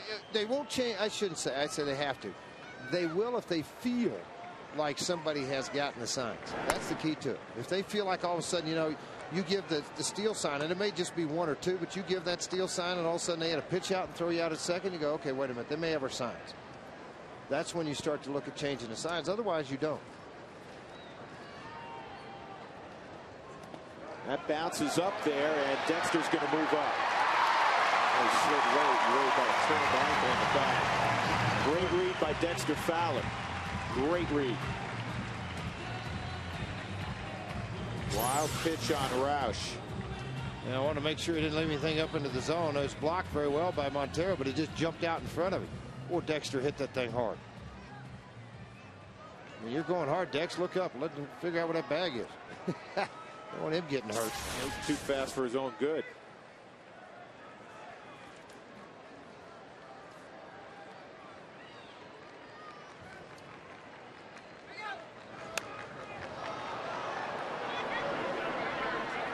Two outs as Clark makes the play, and that'll bring up Helton.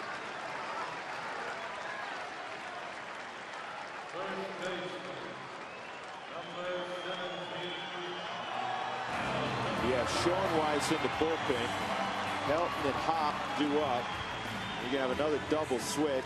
Justin Upton's going to come into the ball game, and coming out of the ball game is going to be Romero.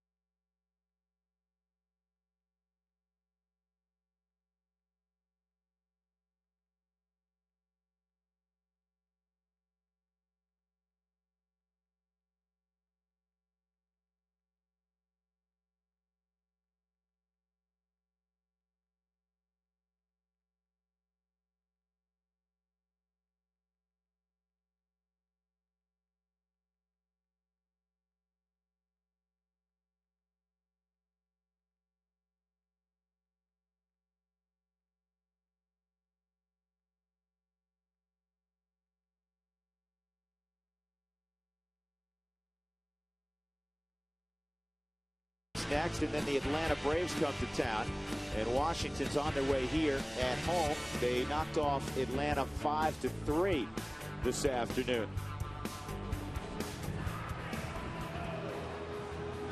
So Parra is in, I said he was in center field. Parra's in left field now. Chris Young obviously still in center field. Justin Upton in right field. And Scott Schoenweiss, who came on for one hitter in the 7th inning with a runner in scoring position yesterday, and at the time a close ball game, struck out Todd Helton. And he'll face Todd Helton again with Dexter Fowler at third. Here we go. 4-3 Arizona.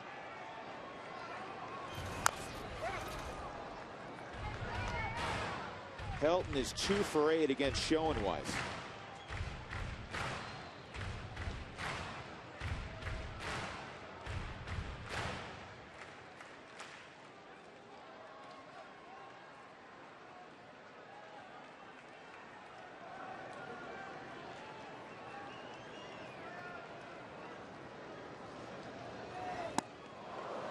And the slider is missed. It is 0-2.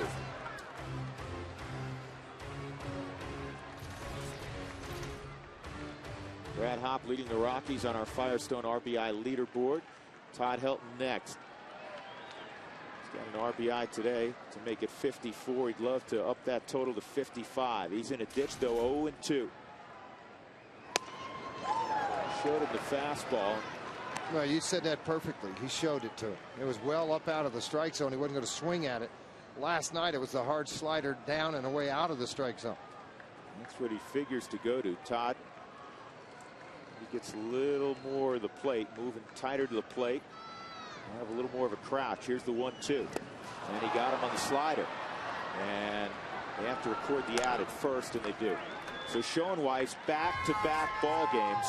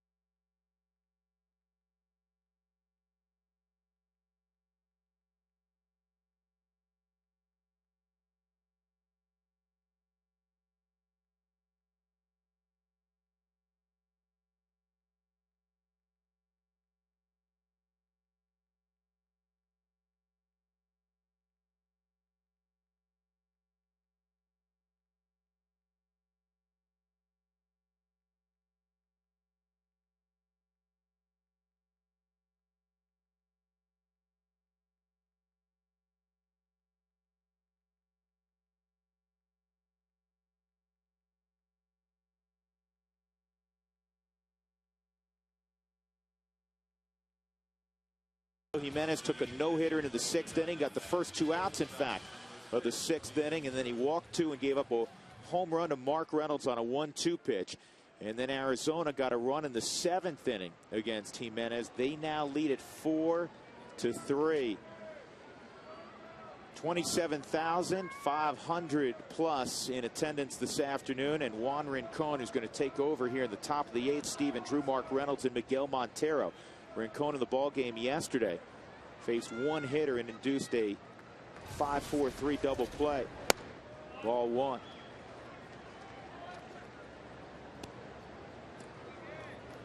You set up your bullpen, you think as a manager, all right, this guy is my guy if we're down 1. This is my guy if you're tied. This is the combinations I'm going to use. Alan Embry was used in the 7th inning to get out of that inning. Rincon down 1. He's my guy I'm going to bring in instead of Peralta or Daly. If you get a lead and it's tied, it's probably going to be Daly. Get ahead, it's going to be Peralta.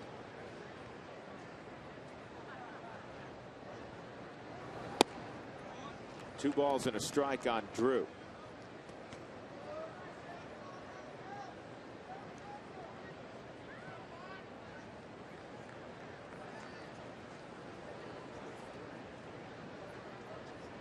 Torrealba sets up away, and that pitch is not close. It's 3-1.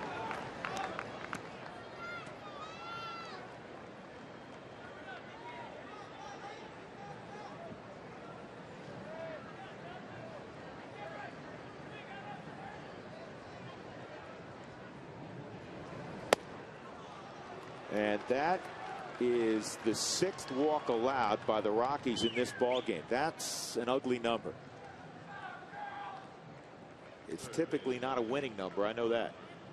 So now Rincon with Bob Apodaca on the phone to Jim Wright. He's got some work to do. He's got a big bat at the plate in Mark Reynolds.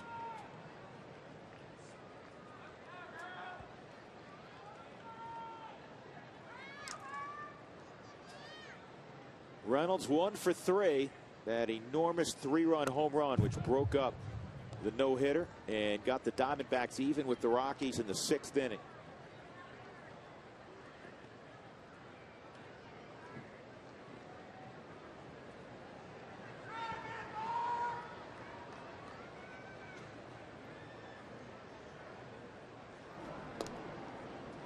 Jim Tracy showing a lot of confidence in his bullpen after last night's ball game, a rough night collectively for the pen. He said, hey, I got a ton of confidence in them. They've had what, one hiccup in the last 3-4 weeks. And they've been a big part of the success of this club the last 4 or 5 weeks. They need to keep this one close now. These are with the offense the Rockies have, and they're starting to hit the baseball. They're starting to score runs. When you have that type of offense, you know what? There ought to be a fist fight to get to the mound in the bullpen in the 7th inning because it's 4-3, and you're thinking if I shut them out in here too, I got to get a W for the team. You know, I mean, it's awesome.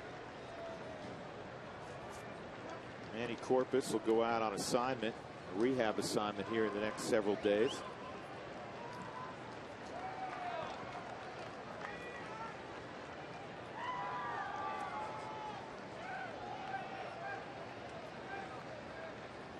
Oh, 2 on Reynolds. They challenged him with a heater. It's kind of, you know, the surprise fastball, George. Yeah, it just missed. It was. Yeah, 92 miles an hour, a little bit up into the zone and away from him. His sweet spot on the inner half of the plate. Home run he hit off Jimenez, just a couple inches below the belt line and out over the plate, but more in. Where's that? 27,000 would like to know. 2-2. Phil Cuzzy's not running for mayor right now behind the plate. Pretty good pitch. Torrealba didn't hardly move at all.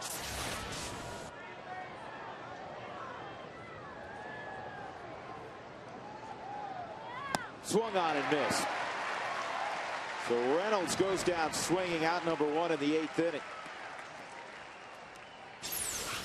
Boy, talking to himself walking away from here. Here's a slider that stayed up a little bit in the strike zone, and you know, look how fooled he was on the velocity side, and it backed up on the inner half of the plate. You like to say the best pitch in baseball. Back up slider. You just wish you could perfect it. I don't know how you do that. Kind of floated in instead of moving back to the barrel. Worked out well. Miguel Montero at the plate. And this is a double play ball. Stewart dribbled with it. He's got to get an out. Won't get anybody. Rockies, at the very least, should have 2 outs. That was a double play ball. And Ian Stewart, who's played a lot of third base and not much of second lately, got handcuffed. Well, he does get handcuffed with this ball. I mean, it's going to come at him pretty hard, but yet a play he's got to make. I mean, it looked like after he got it, he was trying to think about turning the double play maybe a little bit too quick. The ball took a hop up into the glove. He's got to catch the baseball and make the 1 out. The big problem came after he got a hold of it again, at least still to get the 1 out.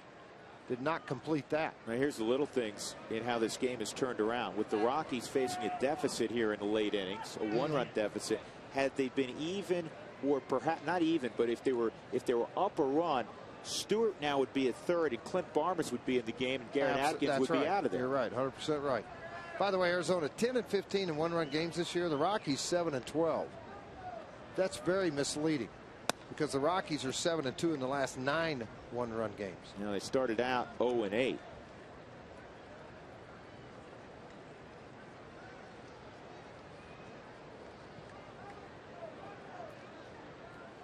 Now Rincon's got a bear down here, 1-0 on Chris Young, 0 for 3 this afternoon. And a tough man to double up if you're thinking about that. 1-1. They had it set up perfectly. Montero is not a track star. He is not a track star, but they don't have a lot of choices. We mentioned, what, 2 innings ago, they only got a four-man bench. One of those is a backup catcher, and you use Clark. No, I just meant on the double play ball. It would have been an easy double play. Oh, yeah, absolutely. I'm sorry. But I think you still could have got it if you wouldn't have dropped it the second time you picked it up. You would have got that out, too, when he was running up the line, because when he picked it up the second time, he was still 20 feet from the bag. 1-2. Either way, to come up with an out of some kind. Yeah, Gerardo Parra, who's tough out on deck. Young is a dangerous guy, but he's had a tough year, and even when he has swung the bat well in his first couple of seasons in the big leagues and hit a number of home runs, he strikes out a great deal. He does that, and only 6 home runs. His average is below 200, 21 RBIs for Young. Just come out of your slump when you leave this town. 1-2, see you later. Big pitch there by Juan Rincon. After the swing and a mess on a slider, I think that, Young obviously thinking he's going to come right back with it again. And he just positioned this fastball right on the outside corner at 93 miles an hour. See, that ball runs back over that corner to the middle of the plate. Young knew it when he saw it, but as soon as the ball went by.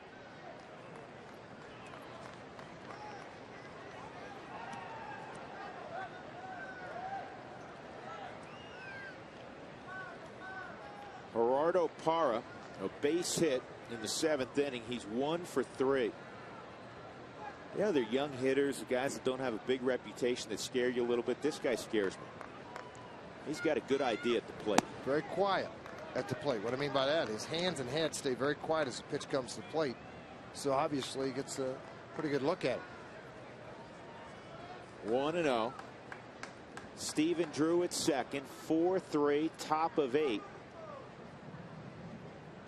Arizona leading. And this is a pop fly to left field. Easy play for Seth Smith.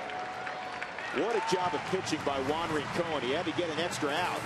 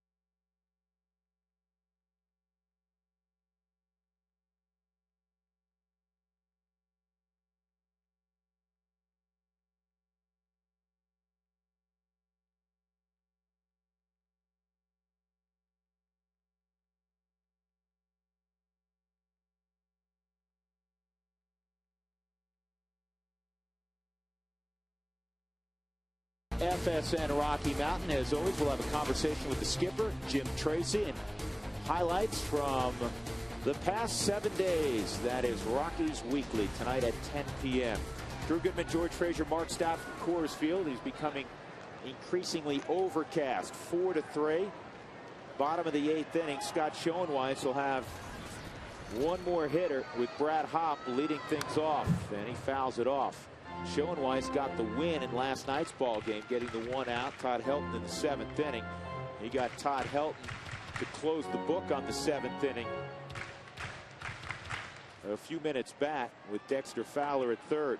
Hopp today 0 for 3. That's all against Dan Herron. He had 2 strikeouts. 13 home runs, 56 RBIs. And that misses 1-1. Brad against left-handers this year at 289 average.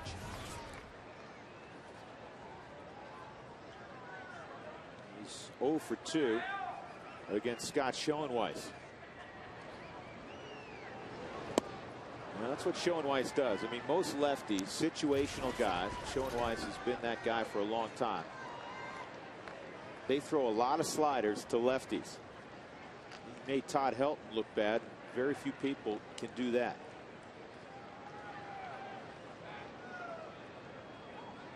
Montero sets up away. Good job by Hopp to lay off that slider.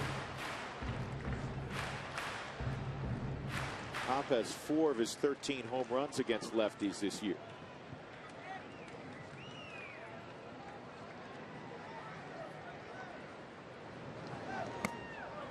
Three and 2. On deck is Garrett Atkins.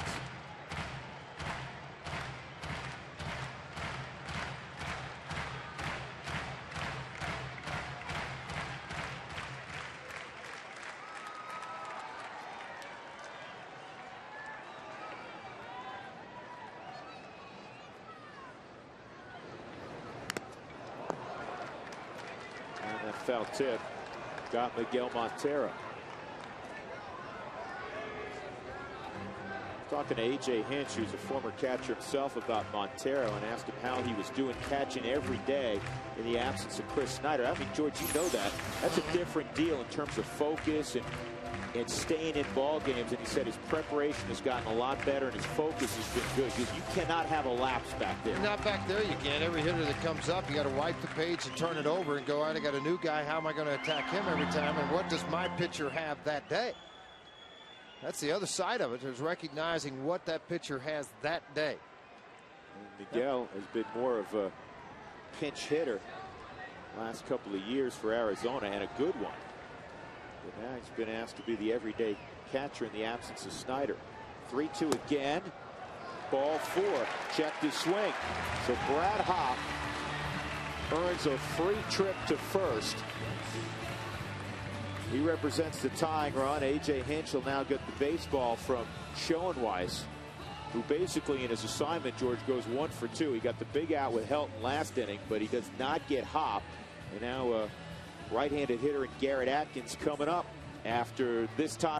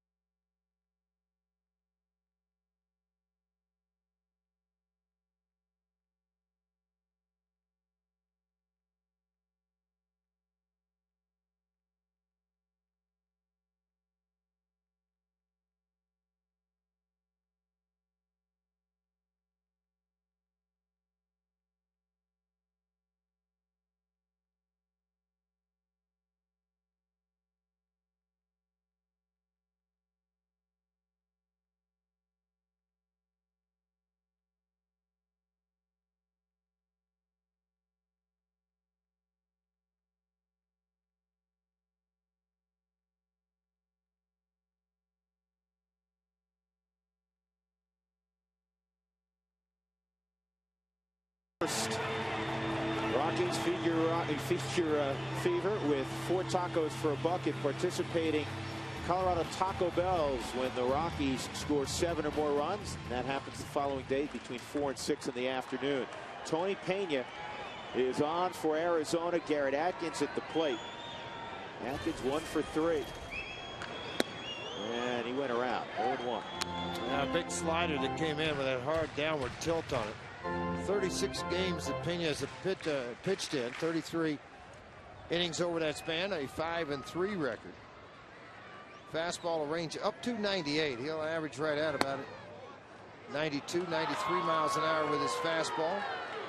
One of those rare back sliders, he'll run it up to 88 miles an hour. It turns more into a cutter. Third pitch he'll use in an at-bat, the changeup. He was in last night's ball game for 1 hitter. Dexter Fowler had an RBI single against him. 0-2 on Atkins. And Garrett hits it down the right field line, foul. Tony Clark makes the catch. I was betting on the baseball there. Nice play by Clark. 1 out, and that'll bring up Ian Stewart. There it is. I mean, it's a hard slider again. Tony Clark letting everybody get out of his way, and big old long strides. Got out there in time to make a play on this ball off the bat of Garrett Atkins.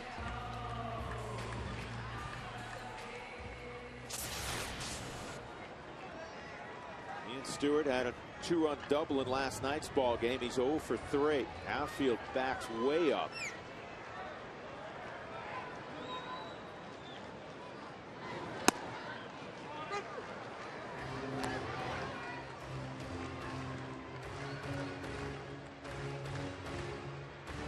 I hate to be the messenger of dark news, but smell rain.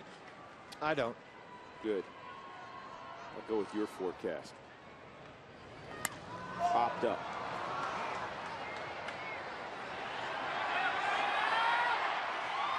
Well, all the kids through the gates, and I mean every kid that comes to every single kid that comes to the ball game on July 11th will receive a pack of Disney's G-Force trading cards courtesy of Disney.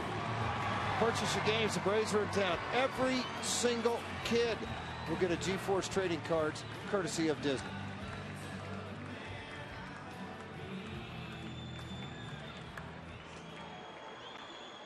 Tulowitzki at the plate, a home run in the 4th inning.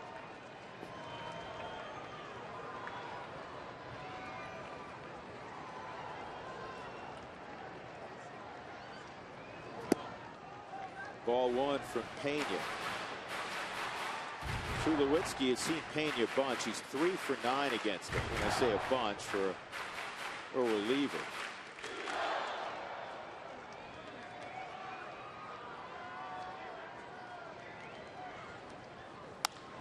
Short drives one to right field, but it's an easy play for Upton. So Tony Pena comes in and gets all 3 outs in the 8th inning. Now we'll go to the 9th. It remains 4-3 Arizona.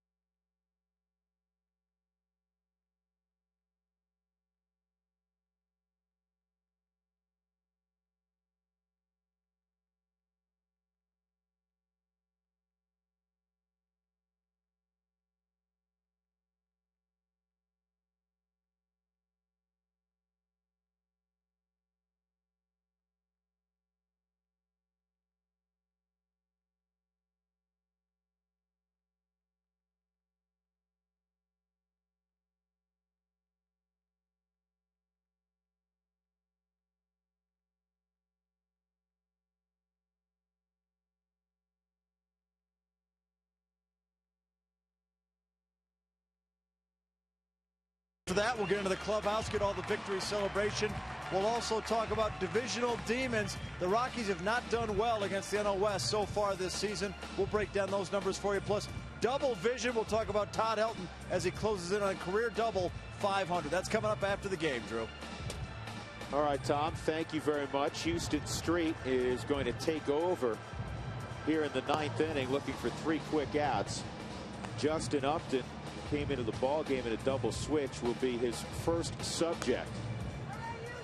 That has just been outstanding. I mean, that's the best way to put it. 34 innings plus, 19 of 20 save opportunities.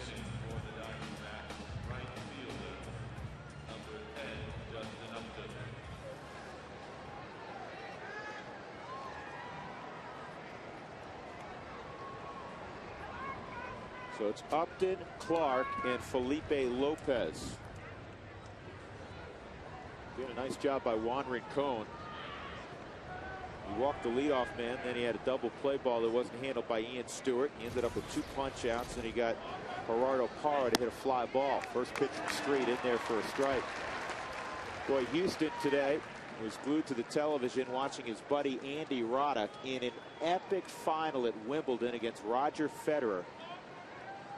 That went 5 sets. Federer finally prevailed 15-13 in the 5th. 0-2 on Upton. Street and Roddick do some working out together down in the Austin area.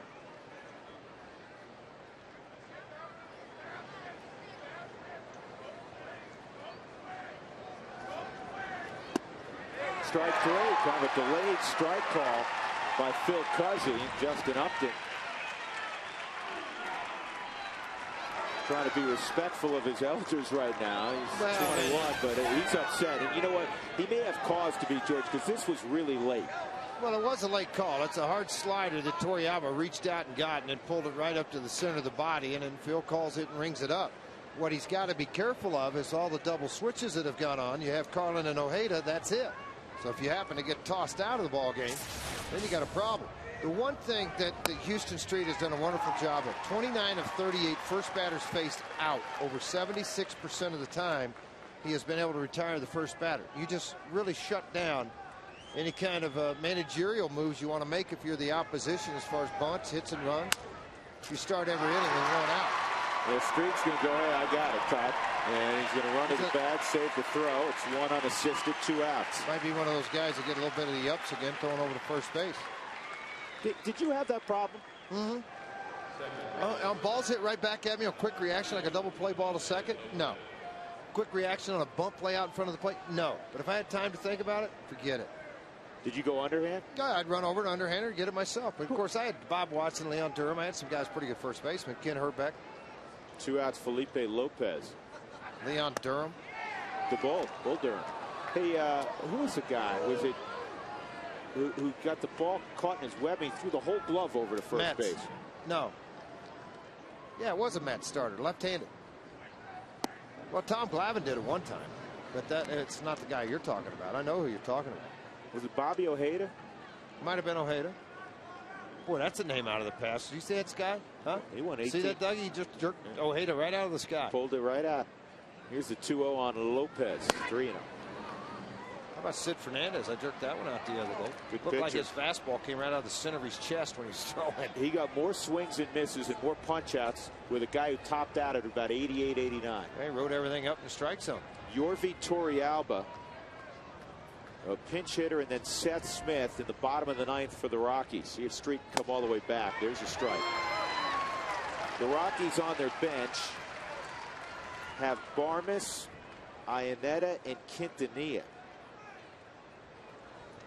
Glenn Allen Hill has a bat. I don't think that's allowed, though. In the air to center field. Spilborghs has it. We'll go to the bottom of the 9th inning. Arizona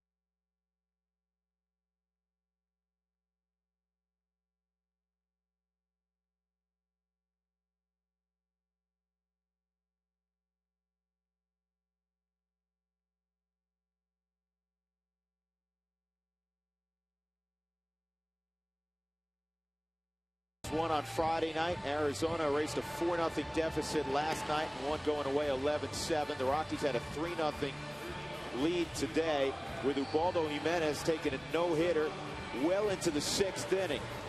The game got turned around, a 3-run home run by Reynolds and then a scratch run the next inning. 4-3 Arizona. Qualls is on the mound. You see Ionetta and Varmus swinging the bat. Torrealba's in the background. Chad Qualls got his first 4-out save of his career yesterday.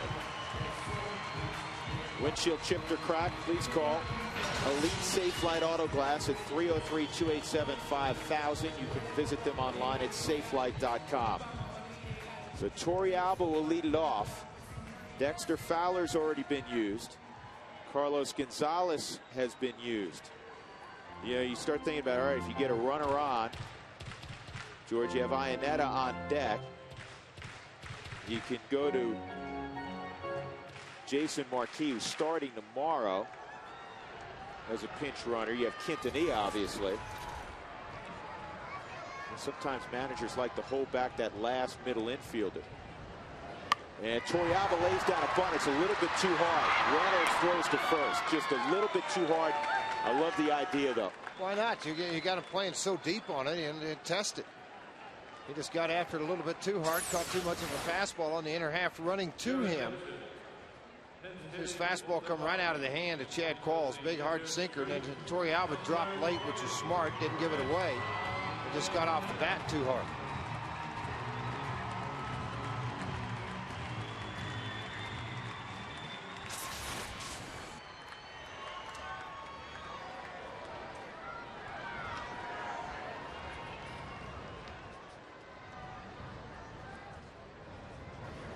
Ionetta takes inside.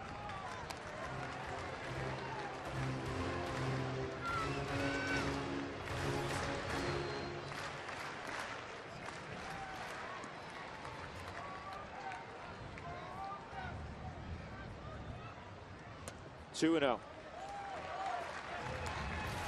One of the things you really appreciate about Chris Ionetta, George, he is not going to get himself out. I know the average is not where he would like it to be. It's not anywhere close, to be honest. 233.